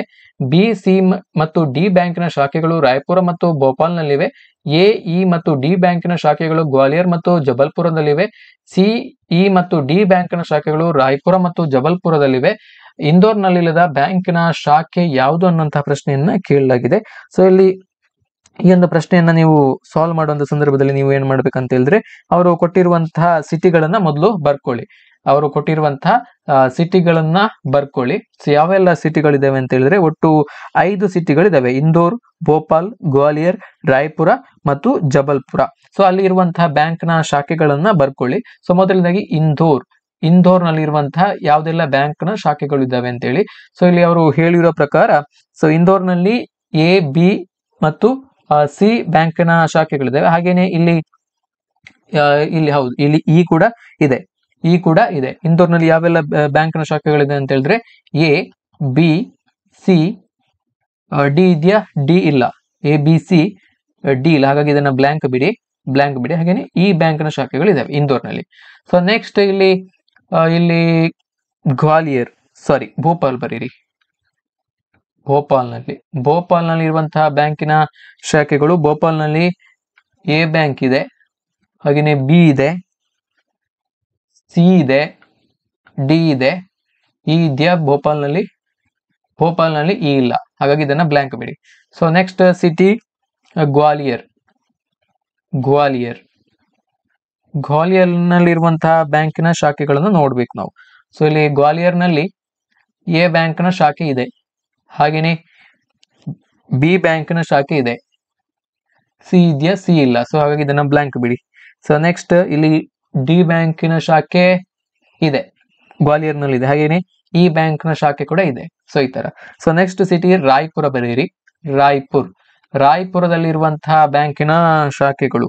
ಸೊ ಇಲ್ಲಿ ರಾಯ್ಪುರದಲ್ಲಿ ಎ ಬ್ಯಾಂಕ್ನ ಶಾಖೆ ಇದೆ ನೋಡಿ.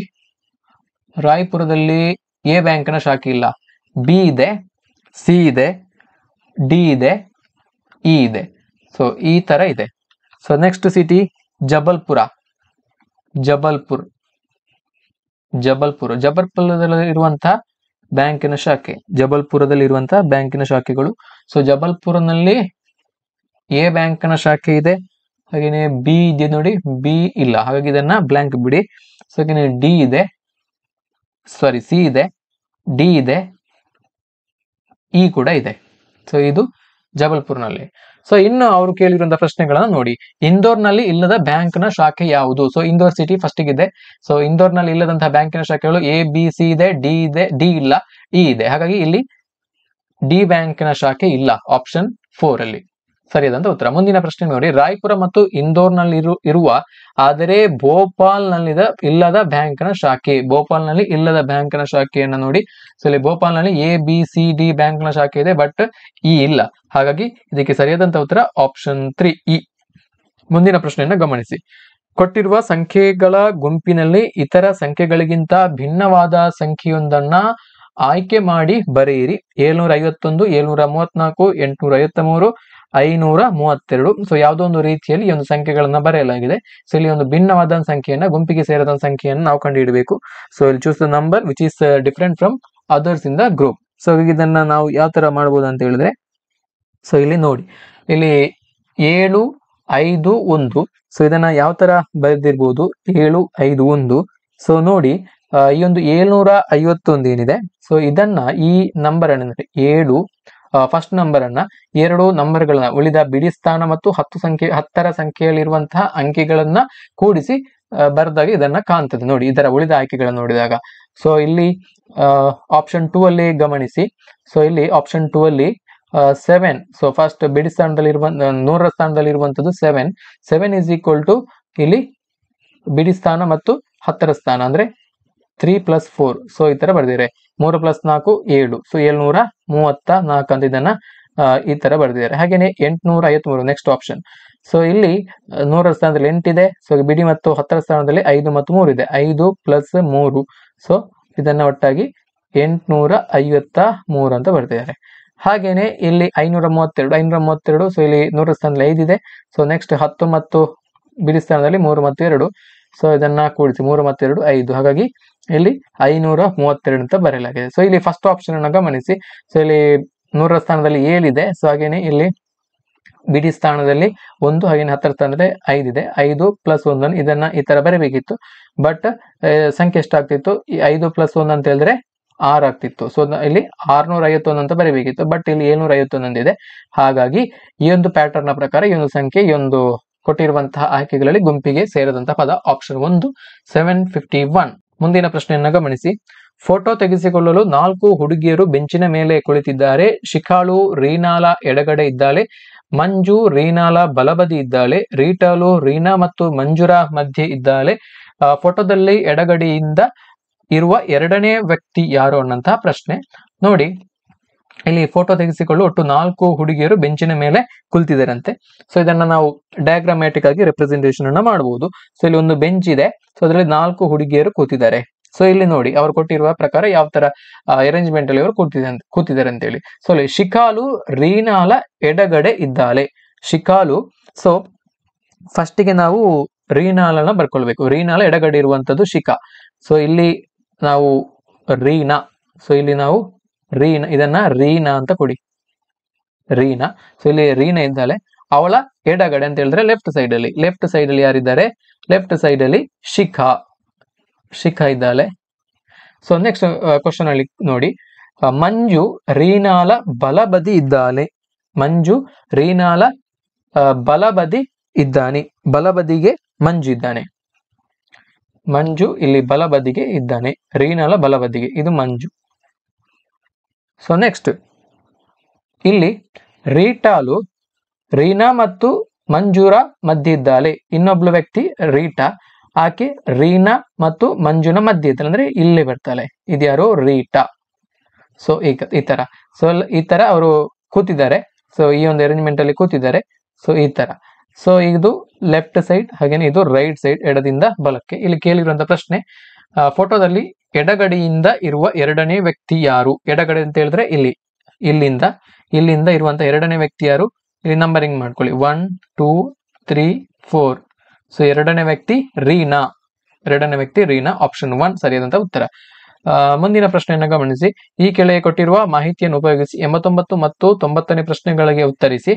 ಇಲ್ಲಿ ನೋಡಿ, ಒಂದು ಪ್ರಶ್ನೆಯನ್ನ ಕೊಟ್ಟಿದ್ದಾರೆ. TU S ಗಿಂತ ಎತ್ತರವಾಗಿದ್ದಾನೆ, MU S ಗಿಂತ ಕುಳ್ಳಗಿದ್ದಾನೆ, ಆದರೆ L ಗಿಂತ ಎತ್ತರವಾಗಿದ್ದಾನೆ. TU P ಗಿಂತ ಕುಳ್ಳಗಿದ್ದಾನೆ. ಇವರನ್ನೆಲ್ಲ ಎತ್ತರಕ್ಕೆ ಅನುಗುಣವಾಗಿ ಒಂದೇ ಸ್ಥಾನದಲ್ಲಿ ನಿಲ್ಲಲು ಹೇಳಿದಾಗ, ಅಂದ್ರೆ ಎತ್ತರ ಪ್ರಕಾರ ನಿಲ್ಲಿಸಬೇಕು. ಅಂದ್ರೆ ಕುಳ್ಳಗಿರುವಂತಹ ವ್ಯಕ್ತಿ, ಸೊ ಅಂದ್ರೆ ಏರಿಕೆ ಕ್ರಮದಲ್ಲಿ ಕುಳ್ಳಗಿರುವಂತಹ ವ್ಯಕ್ತಿ ಮೊದಲು, ಆನಂತರ ಅದಕ್ಕಿಂತ ಸ್ವಲ್ಪ ಉದ್ದ ಇರುವಂತವನು, ಈ ತರ, ಆನಂತರ ಲಾಸ್ಟಿಗೆ ಇನ್ನು ಜಾಸ್ತಿ ಉದ್ದ ಇರುವಂತವನು, ಅತ್ಯಂತ ಎತ್ತರದಂತಹ ವ್ಯಕ್ತಿ. ಆ ತರ ನಾವು ಅರೇಂಜ್ಮೆಂಟ್ ಅನ್ನ ಮಾಡ್ಕೋಬೇಕು. ಸೊ ನೋಡಿ, ಇಲ್ಲಿ ಅವರು ಹೇಳಿರೋ ಪ್ರಕಾರ ನಾವು ಬರೀತಾ ಹೋಗ್ಬೇಕು. ಸೊ ಇಲ್ಲಿ TU S ಗಿಂತ ಎತ್ತರವಾಗಿದ್ದಾನೆ. TU S ಗಿಂತ ಎತ್ತರ ಆಗಿದ್ದಾನೆ, ಅಂದ್ರೆ ನಾವು ಎಸ್ ಅನ್ನ ಫಸ್ಟ್ ಬರ್ಕೊಳ್ಬೇಕು. ಇದು ಎಸ್.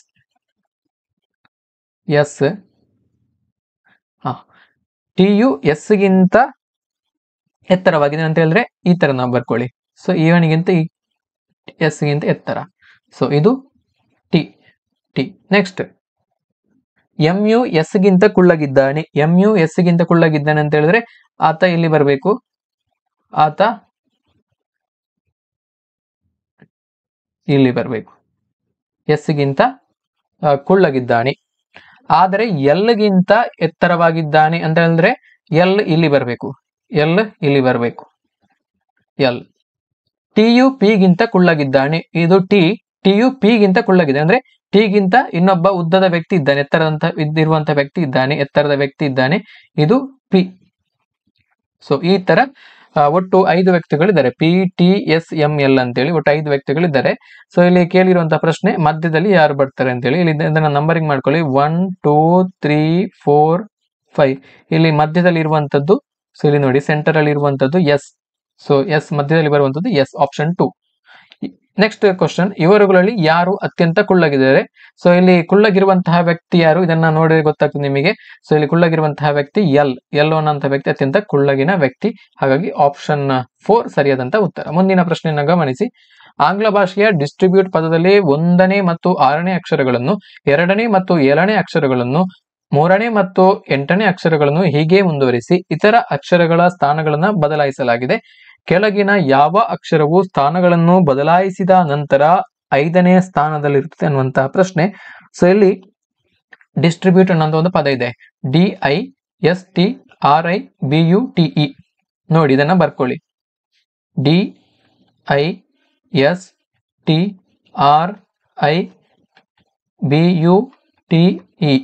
ಸೊ ಇದನ್ನ ಅಲ್ಲಿ ಅವರು ಪ್ರಶ್ನೆಯಲ್ಲಿ ಹೇಳಿರೋ ಪ್ರಕಾರ ಪದದಲ್ಲಿ 1ನೇ ಮತ್ತು 6ನೇ ಅಕ್ಷರಗಳನ್ನ, ಹಾಗೇನೆ 2ನೇ ಮತ್ತು 7ನೇ ಅಕ್ಷರಗಳನ್ನ, ಹಾಗೇನೆ 3ನೇ ಮತ್ತು 8ನೇ ಅಕ್ಷರಗಳನ್ನ ಹೀಗೆ ಮುಂದುವರಿಸಿದ್ದಾರೆ.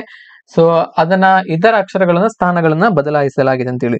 ಸೊ ಪ್ರಶ್ನೆಯಲ್ಲಿ ಹೇಳಿರೋ ಪ್ರಕಾರ ಇಲ್ಲಿ ಸ್ಥಾನಗಳನ್ನ ಬದಲಾಯಿಸಿ ಬರೆದಾಗ, ಸೊ ಇಲ್ಲಿ 1ರ ಬದಲಿಗೆ 6, ಹಾಗೇನೆ 2ರ ಬದಲು 7, ಹಾಗೇನೆ 3ರ ಬದಲು 8ನೇ ಅಕ್ಷರಗಳನ್ನ ಇಂಟರ್ಚೇಂಜ್ ಮಾಡಿ ಬರೆದಾಗ ಸೊ ಇಲ್ಲಿ ಏನಾಗುತ್ತೆ ಅಂತ ಹೇಳಿದ್ರೆ, ಸೊ ಇಲ್ಲಿ ಐ ಫಸ್ಟ್ ಗೆ ಬರುತ್ತೆ, I, B, next U, T,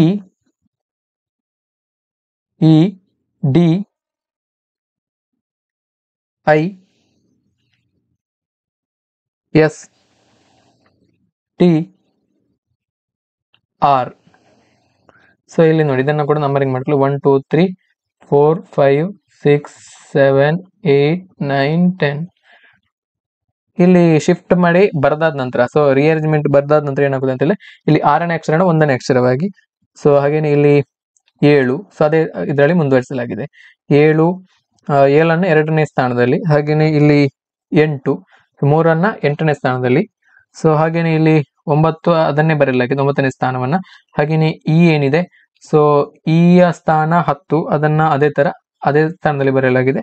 so ಹಾಗೇನೆ ಇಲ್ಲಿ ನೆಕ್ಸ್ಟ್ ಬರುವಂತದ್ದು 1 2 3 4 5.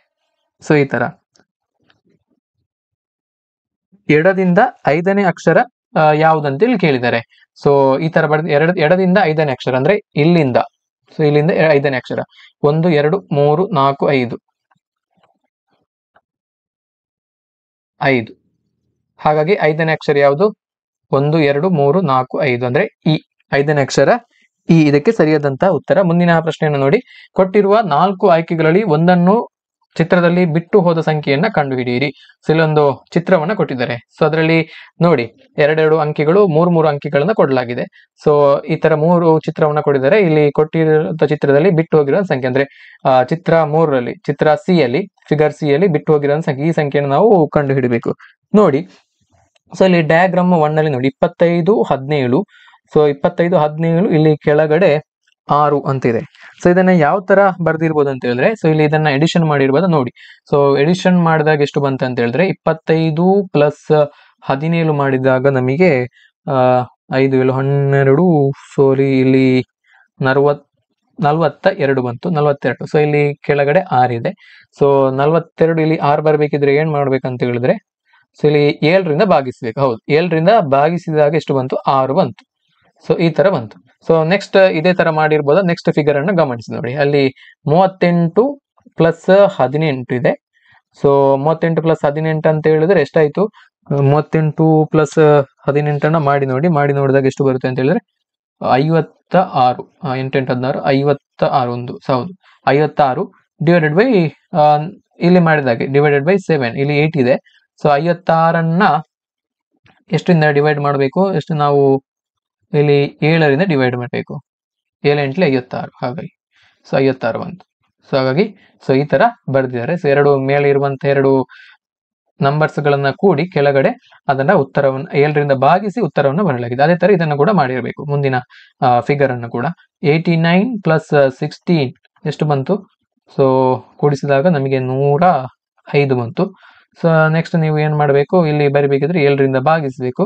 ಸೊ 7ರಿಂದ ಭಾಗಿಸಿ ಬರಿಬೇಕು. 7ರಿಂದ ಭಾಗಿಸಿದಾಗ 15 ಬಂತು. ಹಾಗಾಗಿ ಇಲ್ಲಿ ಆಗ್ಬೇಕಾದಂತ ಸಂಖ್ಯೆ 15. ಆಪ್ಷನ್ 2 15 ಸರಿಯಾದಂತ ಉತ್ತರ. ಮುಂದಿನ ಪ್ರಶ್ನೆಯನ್ನ ಗಮನಿಸಿ. ಕೊಟ್ಟಿರುವ ಪದಗಳ ಶ್ರೇಣಿಯನ್ನ ಪೂರ್ಣಗೊಳಿಸಿ. ಸೊ ಇದೊಂದು ಸೀಕ್ವೆನ್ಸಿಗೆ ಸಂಬಂಧಪಟ್ಟ ಹಾಗೆ ಕೇಳಿರುವಂತಹ ಪ್ರಶ್ನೆ. ಆಲ್ಫಾಬೆಟ್ ಅನ್ನು ಕೊಟ್ಟು ಈ ಒಂದು ಸೀಕ್ವೆನ್ಸಿಗೆ ಸಂಬಂಧಪಟ್ಟ ಹಾಗೆ ಕೇಳಿರುವಂತಹ ಪ್ರಶ್ನೆ. ಸೊ ಈ ಒಂದು ಪ್ರಶ್ನೆಯನ್ನ ನೀವು ಮಾಡಬೇಕಿದ್ರೆ ಒಂದೊಂದಾಗಿ ಆಪ್ಷನ್ ಅನ್ನ ಸಬ್ಸ್ಟಿಟ್ಯೂಟ್ ಮಾಡ್ತಾ ಹೋಗಿ. ಸೊ ಆಗ ಯಾವ ಸೀಕ್ವೆನ್ಸ್ಗಳು ಬರ್ತವೆ ಅನ್ನೋದನ್ನ ನೋಡಿ, ಯಾವ ಆಪ್ಷನ್ ಅನ್ನು ಸಬ್ಸ್ಟಿಟ್ಯೂಟ್ ಮಾಡಿದಾಗ ಅಲ್ಲಿ ಒಂದು ಪ್ಯಾಟರ್ನ್ ಅಲ್ಲಿ ಸೀಕ್ವೆನ್ಸ್ ಬರುವ ಹಾಗೆ ಇರಬೇಕು ಅಂತ ಒಂದು ಆಯ್ಕೆಯನ್ನು ನೀವು ಆಯ್ದುಕೊಳ್ಬೇಕು. ಒಂದೊಂದಾಗಿ ಆಪ್ಷನ್ ಅನ್ನು ನೋಡ್ತಾ ಬನ್ನಿ. ಸೊ ಇಲ್ಲಿ ಎ, ಸೊ ಎ ಆದ ನಂತರ ಬ್ಲಾಂಕ್ ಇದೆ. ಸೊ ಇದರ ಬದಲು ಇದನ್ನು ಎ ಅನ್ನು ಬರೀರಿ. ಎ, ಬಿ, ಎ, ಸೊ ಆನಂತರ ಬಿ,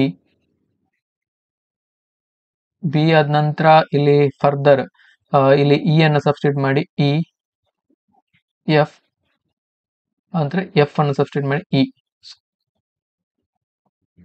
ಈ ತರ. ಸೊ ನೆಕ್ಸ್ಟ್ ಇಲ್ಲಿ ನೋಡಿ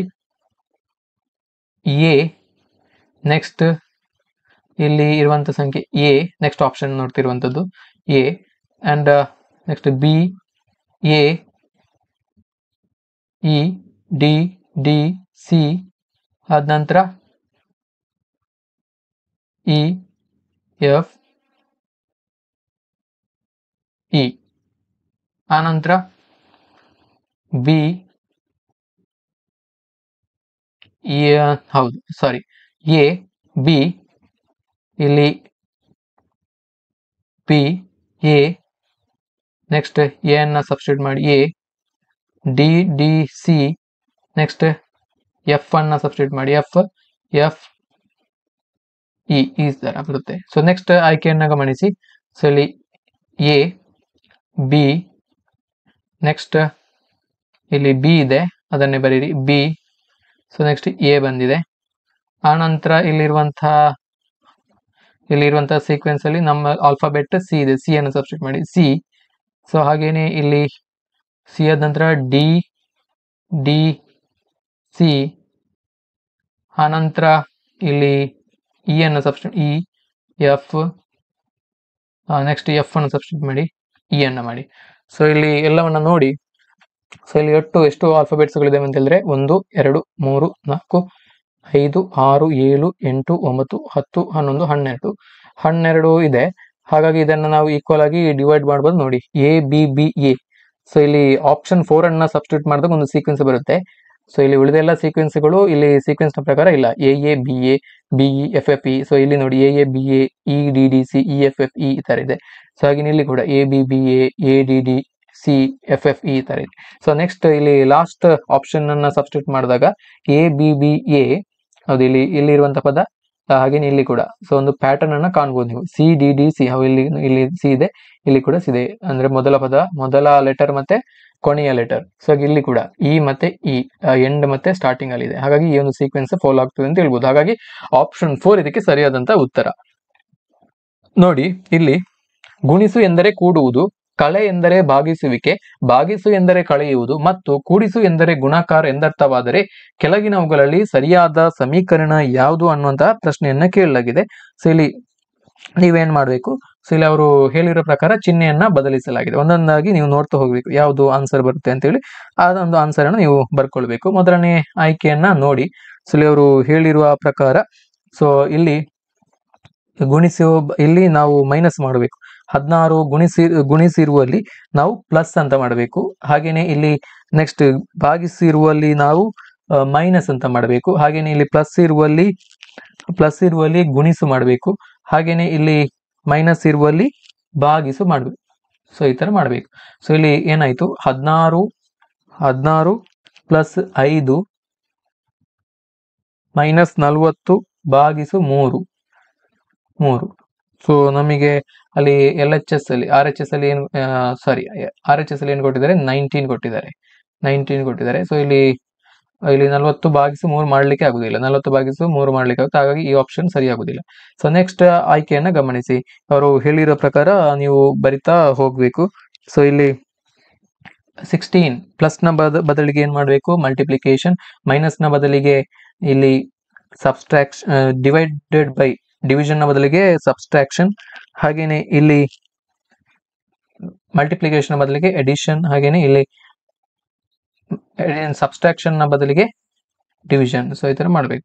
ಸೊ ಈ ತರ ಮಾಡಿದಾಗ ಏನಾಗುತ್ತೆ ಅಂತ ಹೇಳಿದ್ರೆ, ಇಲ್ಲಿ 16 into 5 minus 10 plus 4/3.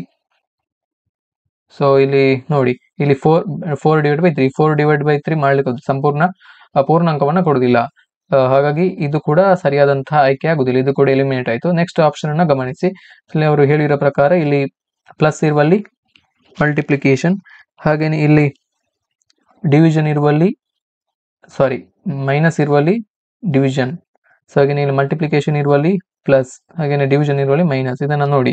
ಸೊ ಏನಾಗುತ್ತೆ ಅಂತ ಹೇಳಿದ್ರೆ, ಇಲ್ಲಿ 16 ಗುಣಿಸು 5 ಭಾಗಿಸು 10 ಪ್ಲಸ್ 4 ಮೈನಸ್ 3.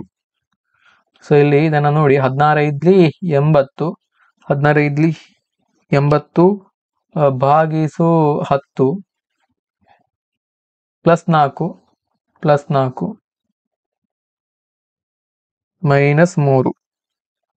80 ಭಾಗಿಸು 10 ಅಂತ ಹೇಳಿದ್ರೆ ಎಷ್ಟು ಬಂತು ಅಂದ್ರೆ 8 ಬಂತು. 8ಕ್ಕೆ ಇಲ್ಲಿ 4 ಕೂಡಿಸ್ಬೇಕು ಅಂಡ್ 3 ಕಲಿಬೇಕು. 8 4 12 ಮೈನಸ್ 3 ಅಂತ ಹೇಳಿದ್ರೆ 9. ಸೊ ಇಷ್ಟು 9 ಬಂತು. ಹಾಗಾಗಿ ಇಲ್ಲಿ ಈಕ್ವೇಶನ್ ಅಲ್ಲಿ ಕೂಡ 9 ಇದೆ RHS ಅಲ್ಲಿ. ಹಾಗಾಗಿ ಆಪ್ಷನ್ 3 ಇದಕ್ಕೆ ಸರಿಯಾದಂತ ಉತ್ತರ. Option 3 is the right answer for this question. ಮುಂದಿನ ಪ್ರಶ್ನೆಯನ್ನು ಗಮನಿಸಿ. ಸರಣಿಯ ಮುಂದಿನ ಪದವನ್ನ ಕಂಡುಹಿಡಿಯಿರಿ. 4, 11, 30, 85, 248 ಅಂತೇಳಿ ಇಲ್ಲಿ ಒಂದು ಸೀರೀಸ್ ಅನ್ನ ಕೊಡಲಾಗಿದೆ. ಸಂಖ್ಯೆ ಪದ್ಧತಿಗೆ ಸಂಬಂಧಪಟ್ಟ ಹಾಗೆ ಕೇಳಿರುವಂತಹ ಪ್ರಶ್ನೆ. ಸೊ ಇಲ್ಲಿ ಈ ಒಂದು ಸೀರೀಸ್ ಅನ್ನ ಗಮನಿಸಿದಾಗ ಇದು ಕೂಡ ಏರಿಕೆ ಕ್ರಮದಲ್ಲಿ ಕಂಡು ಬರ್ತದೆ, ಅಸೆಂಡಿಂಗ್ ಆರ್ಡರ್ ಅಲ್ಲಿ. ಸೊ ಐದರ್ ಇಲ್ಲಿ ಎಡಿಷನ್ ಅಥವಾ ಮಲ್ಟಿಪ್ಲಿಕೇಶನ್ ಅನ್ನ ಅಪ್ಲೈ ಮಾಡಿರ್ಬೇಕು. ಸೊ ಇಲ್ಲಿ ನೋಡಿ ಯಾವ್ದನ್ನ ಅಪ್ಲೈ ಮಾಡಿದ್ದಾರೆ ಅಂತೇಳಿ ಒಂದೊಂದಾಗಿ ನೋಡಿ. ಸೊ 4, 11, 4 ಆದ ನಂತರ 11 ಬಂದಿದೆ. 4 ಮತ್ತು 11 ನಡುವೆ ಇರುವಂತಹ ಡಿಫರೆನ್ಸ್ ಎಡಿಷನ್ ಮಾಡೋದಾದ್ರೆ ಎಷ್ಟಾಯ್ತು, 4 ಮತ್ತೆ 11 ನಡುವೆ +7 ಇಷ್ಟು ಡಿಫರೆನ್ಸ್ ಇದೆ. ನೆಕ್ಸ್ಟ್ ಸಂಖ್ಯೆ ನೋಡಿ, 30 ಮತ್ತು 11. ಸೊ ಇದು 19 ಡಿಫರೆನ್ಸ್ ಇದೆ. ಹಾಗೆ 39, 85. ಸೊ ಇದರ ನಡುವೆ +55. ಸೊ ಹಾಗಾಗಿ ಇಲ್ಲಿ ಕಾಮನ್ ಆಗಿ ಡಿಫರೆನ್ಸ್ ಇಲ್ಲ.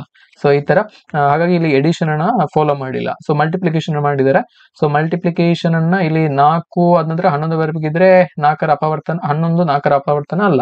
ಹಾಗಾಗಿ ಇಲ್ಲಿ ಯಾವುದೋ ಒಂದು ಭಿನ್ನವಾದಂತ ಒಂದು ಪ್ಯಾಟರ್ನ್ ಅನ್ನ ಫಾಲೋ ಮಾಡಿರ್ಬೇಕು. ಸೊ ಇಲ್ಲಿ ನೋಡಿ, ಮಲ್ಟಿಪ್ಲಿಕೇಶನ್ ಅಲ್ಲಿ 4 ಗುಣಿಸು 3, 4 ಮೂರ್ಲಿ 12, 12 ಮೈನಸ್ 1. ಸೊ 12 ಮೈನಸ್ 1 ಅಂತ ಹೇಳಿದ್ರೆ 11 ಬಂತು. ಸೊ 11 ಅಂತೇಳಿ ಬರೆಯಲಾಗಿದೆ. 4 ಆದ ನಂತರ 11 ಅಂತ ಬರೆಯಲಾಗಿದೆ. ಸೊ ಇದೇ ಪ್ಯಾಟರ್ನ್ ಮುಂದಿನ ಸಂಖ್ಯೆಗೆ ಅಪ್ಲೈ ಆಗ್ತಾ ನೋಡಿ. ಸೊ ಇಲ್ಲಿ 11 ಗುಣಿಸು, ಸೊ ಇದೇ ಸಂಖ್ಯೆಯನ್ನು 11 ಗುಣಿಸು 3 ಮಾಡಬೇಕಿತ್ತು. 33 ಬಂತು. 33ರಿಂದ ನಾವು ಒಂದನ್ನ ಕಲಿಬೇಕಿತ್ತು. ಒಂದನ್ನ ಕಲ್ದ್ರೆ 32 ಬರ್ಬೇಕಿತ್ತು. ಸೊ ಬಟ್ ಇಲ್ಲಿ ಎಷ್ಟಿದೆ, 30 ಇದೆ. ಹಾಗಾಗಿ ಇಲ್ಲಿ ಎಷ್ಟನ್ನ ಕಲ್ದಿದ್ದಾರೆ, ಇಲ್ಲಿ 3 ಕಲ್ದಿದ್ದಾರೆ. ಹಾಗಾಗಿ ಇಲ್ಲಿ 30 ಬಂದಿದೆ, ಥರ್ಡ್ ಟರ್ಮ್. ಸೊ ನೆಕ್ಸ್ಟ್ ನೋಡಿ, ಇಲ್ಲಿ ನೋಡಿ 30 3ರಿಂದ ಗುಣಿಸಿ ಎಷ್ಟಾಯ್ತು, 90 ಆಯ್ತು.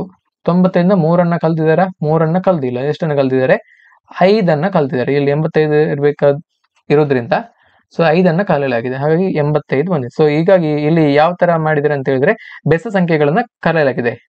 3ರಿಂದ ಗುಣಿಸಿ ಒಂದು ಸಂಖ್ಯೆಯನ್ನ 3ರಿಂದ ಗುಣಿಸಿ ಅಲ್ಲಿ 1, 3, 5. ಸೊ ಈ ತರ ಕ್ರಮಾನುಗತವಾದಂತಹ ಬೆಸ ಸಂಖ್ಯೆಗಳನ್ನ ಕಳೆಯಲಾಗಿದೆ. ಹಾಗಾಗಿ ಈ ತರ ಒಂದು ಪ್ಯಾಟರ್ನ್ ನ ಫಾಲೋ ಮಾಡಬೇಕು. ಹಾಗಾಗಿ ಇಲ್ಲಿ 85 ಗುಣಿಸು 3, 85 ಗುಣಿಸು 3 ಮಾಡಿದ್ರೆ ಎಷ್ಟು ಬರುತ್ತೆ ಅಂತ ಹೇಳಿದ್ರೆ 255 ಬರುತ್ತೆ. ಸೊ ಹಾಗಾಗಿ ಇಲ್ಲಿ next number 3, 5 7. So next number 7 ಆಗಿರ್ಬೇಕು, 7 ಕಲ್ದಿರ್ಬೇಕು. ಹೌದು, 7 ಕಲ್ದ್ರೆ 248 ಬಂತು. ಸೊ ನೆಕ್ಸ್ಟ್ ನಂಬರ್ ಅನ್ನ ನೋಡಿ. ಸೊ 248 3ರಿಂದ ಗುಣಿಸಿದಾಗ ಎಷ್ಟು ಬಂತು? 744 ಆಯ್ತು. ಸೊ ಅದರಿಂದ ನೆಕ್ಸ್ಟ್ ನಂಬರ್ 7 ನಂತರ ಬೆಸ ಸಂಖ್ಯೆ 9. ಸೊ ಹಾಗಾಗಿ 9 ಕಳಿಬೇಕು. ಹಾಗಾಗಿ ಎಷ್ಟು ಬಂತು? 735 ಇಷ್ಟು ಬಂತು. ಸೊ ಈ ತರ ಇದನ್ನ ನೋಡ್ಕೊಳ್ಳಿ. ಮುಂದಿನ ಸಂಖ್ಯೆಯನ್ನು ನೋಡಿ, ಪ್ರಶ್ನೆಯನ್ನ ನೋಡ್ಕೊಳ್ಳಿ. ಈ ಕೆಳಗಿನ ಗಣಫಲಗಳನ್ನ ಗಮನಿಸಿ ಅದರ ಆಧಾರದ ಮೇಲೆ ಸಂಖ್ಯೆ 1ಕ್ಕೆ ಅಭಿಮುಖವಾದಂತಹ ಸಂಖ್ಯೆಯನ್ನ ಕಂಡುಹಿಡಿಯಿರಿ. Study the following cubes and on the basis of this figures find the number opposite to the number 1. ಅಂದ್ರೆ ಇಲ್ಲೊಂದು ಡೈಸಿಗೆ ಸಂಬಂಧಪಟ್ಟ ಹಾಗೆ ಪ್ರಶ್ನೆಯನ್ನ ಕೇಳಲಾಗಿದೆ. ಸೊ ಇಲ್ಲಿ ಒಂದು ಡೈಸಿಗೆ ಒಟ್ಟು 6 ಮುಖಗಳು ಇರ್ತವೆ. ಸೊ ಇಲ್ಲಿ ಬೇರೆ ಬೇರೆ ಸನ್ನಿವೇಶಗಳನ್ನ ಕೊಡಲಾಗಿದೆ. ಇಲ್ಲಿ ನೋಡಿ 6 1 6. ಸೊ ಹಾಗೇನೆ ಇಲ್ಲಿ 4 6. ಸೊ ಹಾಗಾಗಿ ಇಲ್ಲಿ ನೋಡಿ 4 6 ಹಾಗೇನೆ ಈ ಫಿಗರ್ ಸೆಕೆಂಡ್ ಫಿಗರ್ ಇಲ್ಲಿ 4 6 ಮೇಲ್ಗಡೆ 3 ಇದೆ. ಸೊ ಇಲ್ಲಿ ಹಾಗಾಗಿ ಇಲ್ಲಿ 1ಕ್ಕೆ ಒಪೋಸಿಟ್ ಆಗಿರುವಂತ ಸಂಖ್ಯೆ. ಸೊ ಇದರಿಂದ ಈ ಸಂಖ್ಯೆಯನ್ನು ನಾವು ಗಮನಿಸಿದ್ರೆ 4 ಮತ್ತು 6 ಸೈಡ್ ಅಲ್ಲಿ ಇದೆ. ಸೊ ಹಾಗೇನೆ ಈಗ 1ಕ್ಕೆ ಒಪೋಸಿಟ್ ಆಗಿರುವಂತ ಸಂಖ್ಯೆ. ಸೊ ಹಾಗಾಗಿ ಈ 3 1ಕ್ಕೆ ಒಪೋಸಿಟ್ ಆಗಿದೆ. ಈ ಒಂದು 2 ಫಿಗರ್ ಗಳನ್ನ ಕಂಪೇರ್ ಮಾಡಿದ್ರೆ 1ಕ್ಕೆ ಒಪೋಸಿಟ್ ಆಗಿರುವಂತದ್ದು 3. ಹಾಗಾಗಿ ಆಪ್ಷನ್ 3 ಸರಿಯಾದಂತ ಉತ್ತರ. ಮುಂದಿನ ಪ್ರಶ್ನೆಯನ್ನ ಗಮನಿಸಿ. ಕೋಡ್ ಭಾಷೆಯೊಂದರಲ್ಲಿ ಕುಡ್ ಅಂದ್ರೆ COULD ಅನ್ನ BNTKC ಎಂದು ಮತ್ತು ಮಾರ್ಜಿನ್ ಅನ್ನ LZQFHM ಎಂದು ಬರೆಯಲಾಗಿದೆ. ಇದೇ ಕೋಡ್ ಭಾಷೆಯ ಆಧಾರದಲ್ಲಿ ಮೌಲ್ಡಿಂಗ್ ಅನ್ನ ನಾವು ಯಾವ ತರ ಬರಿಬಹುದು ಅನ್ನುವಂತ ಪ್ರಶ್ನೆಯನ್ನ ಕೇಳಲಾಗಿದೆ. ಇಲ್ಲಿ ನೋಡಿ, ಸೊ ಇದು ಕೋಡಿಂಗ್ ಅಂಡ್ ಡಿಕೋಡಿಂಗ್ ಗೆ ಸಂಬಂಧಪಟ್ಟ ಹಾಗೆ ಕೇಳಿರುವಂತಹ ಪ್ರಶ್ನೆ. ಕುಡ್ COULD. ಸೊ ಇದರಲ್ಲಿ ಎಷ್ಟು ಪದ ಇದೆ, ಎಷ್ಟು ಲೆಟರ್ಗಳಿದೆ ಅಂತ ಹೇಳಿದ್ರೆ ಇಲ್ಲಿ 5 ಲೆಟರ್ಸ್ಗಳಿದಾವೆ. ಸೊ ಹಾಗೇನೆ ಇದನ್ನ ಒಂದು ಸಂಕೇತ ಭಾಷೆಯಲ್ಲಿ BNTKC. ಸೊ ಇಲ್ಲಿ ನೋಡಿ ಸಿ ಯ ಬದಲಿಗೆ ಬಿ ಅಂದ್ರೆ ಒಂದು ಅಕ್ಷರ ಹಿಂದಕ್ಕೆ ಬರೆಯಲಾಗಿದೆ. ಓ ನ ಬದಲಿಗೆ ಎನ್, ಇದು ಕೂಡ ಒಂದು ಅಕ್ಷರ ಹಿಂದಕ್ಕೆ. ಇಲ್ಲಿ ಯು ನ ಬದಲಿಗೆ ಟಿ ಒಂದು ಅಕ್ಷರ ಹಿಂದಕ್ಕೆ, ಎಲ್ ನ ಬದಲಿಗೆ ಕೆ ಒಂದು ಅಕ್ಷರ ಹಿಂದಕ್ಕೆ, ಡಿ ನ ಬದಲಿಗೆ ಸಿ ಒಂದು ಅಕ್ಷರ ಹಿಂದಕ್ಕೆ. ಹಾಗಾಗಿ ಒಂದು ಅಕ್ಷರ ಹಿಂದೆ ಮಾಡಿ ಬರೆದಿದ್ದಾರೆ, ಹಿಂದಿನ ಅಕ್ಷರವನ್ನು ಬರೆದಿದ್ದಾರೆ. ಸೊ ನೆಕ್ಸ್ಟ್ ಪದವನ್ನ ಗಮನಿಸಿ. ಮಾರ್ಜಿನ್ ಇದರಲ್ಲಿ ಒಟ್ಟು ಎಷ್ಟು ಅಕ್ಷರಗಳಿದಾವೆ? 6 ಅಕ್ಷರಗಳಿದಾವೆ. ಸೊ ಹಾಗೆ ಅವರು ಅದನ್ನ LZQFHM ಅಂತ ಬರೆದಿದ್ದಾರೆ. ಸೊ ಇಲ್ಲಿ LZQFHM ಇದರಲ್ಲಿ ಕೂಡ 6 ಅಕ್ಷರಗಳಿದಾವೆ ನೋಡಿ. ಸೊ ಇಲ್ಲಿ ಎಂ ನ ಬದಲಿಗೆ ಎಲ್ ಅಂದ್ರೆ ಒಂದು ಅಕ್ಷರ ಹಿಂದಕ್ಕೆ, ಎ ನ ಬದಲಿಗೆ ಝೆಡ್ ಅಂದ್ರೆ ವಾಪಸ್ ಸ್ಟಾರ್ಟಿಂಗ್ ಇಂದ ಮಾಡಿದ್ದಾರೆ, ಝೆಡ್ ಲಾಸ್ಟ್ ಇಂದ ಸ್ಟಾರ್ಟ್ ಮಾಡಿದ್ದಾರೆ, ಎ ನ ಬದಲಿಗೆ ಝೆಡ್. ಹಾಗೆ ಆರ್ ನ ಬದಲಿಗೆ ಕ್ಯೂ ಅಂದ್ರೆ ಒಂದು ಅಕ್ಷರ ಹಿಂದಕ್ಕೆ, ಇಲ್ಲಿ ಕೂಡ GF ಒಂದು ಅಕ್ಷರ ಹಿಂದಕ್ಕೆ, ಐ ನ ಬದಲಿಗೆ H ಒಂದು ಅಕ್ಷರ ಹಿಂದಕ್ಕೆ, ಎನ್ ನ ಬದಲು ಎಂ ಒಂದು ಅಕ್ಷರ ಹಿಂದೆ ಮಾಡಿ ಬರೆದಿದ್ದಾರೆ. ಸೊ ಹಾಗಾಗಿ ಇಲ್ಲಿ ಕೂಡ -1 ಒಂದು ಅಕ್ಷರನ ಮಾಡಿ ಬರೆದಿದ್ದಾರೆ, ಹಿಂದಿನ ಅಕ್ಷರವನ್ನ ಬರೆದಿದ್ದಾರೆ. ಹಾಗೇನೆ ಇಲ್ಲಿ ಮೌಲ್ಡಿಂಗ್ ಅನ್ನುವಂತ ಪದವನ್ನ ಯಾವ ತರ ಬರೆದಿರ್ಬೋದು ಅಂತ ಹೇಳಿ. So MOULDING. ಸೊ ಇದನ್ನು ಕೂಡ ಒಂದು ಅಕ್ಷರ ಹಿಂದಕ್ಕೆ ಮಾಡಿ ಬರೆದಿದ್ದಾರೆ. ಸೊ ಅದು ಯಾವ್ದಂತೇಳಿ ನಾವು ಫೈಂಡ್ ಔಟ್ ಮಾಡಬೇಕು. ಒಂದು ಅಕ್ಷರ ಎಂ ಒಂದು ಅಕ್ಷರ ಹಿಂದೆ ಮಾಡಿ ನಾವು ಬರೆಯುವಾಗ ಎಲ್ ಆಗುತ್ತೆ, ಎಲ್. ಸೊ ಹಾಗೇನೆ ONTKCHMF. ಸೊ ಈ ತರ ಬರೆದಿದ್ದಾರೆ. ಹಾಗಾಗಿ ಇದಕ್ಕೆ ಸರಿಯಾದಂತ ಉತ್ತರ LNTKCHMF ಆಪ್ಷನ್ 3 ಸರಿಯಾದಂತ ಉತ್ತರ. ಮುಂದಿನ ಪ್ರಶ್ನೆಯನ್ನ ಗಮನಿಸಿ. ಒಂದು ಸಾಂಕೇತಿಕ ಭಾಷೆಯಲ್ಲಿ 253 ಎಂದರೆ ಬುಕ್ಸ್ ಆರ್ ಓಲ್ಡ್, 546 ಎಂದರೆ ಮ್ಯಾನ್ ಇಸ್ ಓಲ್ಡ್ ಮತ್ತು 378 ಎಂದರೆ ಬೈ ಗುಡ್ ಬುಕ್ಸ್. ಈ ಸಂಕೇತ ಪದಗಳಲ್ಲಿ 6 ಸೂಚಿಸುವಂತಹ ಸಂಖ್ಯೆ ಯಾವುದಂತೇಳಿ ಇಲ್ಲಿ ಕೇಳಿದ್ದಾರೆ. ಸೊ ಇಲ್ಲಿ ಎಲ್ಲವನ್ನ ಬರ್ತಾ ಹೋಗಿ. ಒಂದು ಸಂಕೇತ ಭಾಷೆಯಲ್ಲಿ 253 ಅಂದ್ರೆ ಬುಕ್ಸ್ ಆರ್ ಓಲ್ಡ್. ಸೊ ಇಲ್ಲಿ ಒಟ್ಟು 3 ವಾಕ್ಯಗಳು ಬರ್ತವೆ, 3 ವಾಕ್ಯಗಳು. ಫಸ್ಟ್ ವಾಕ್ಯ ಏನು?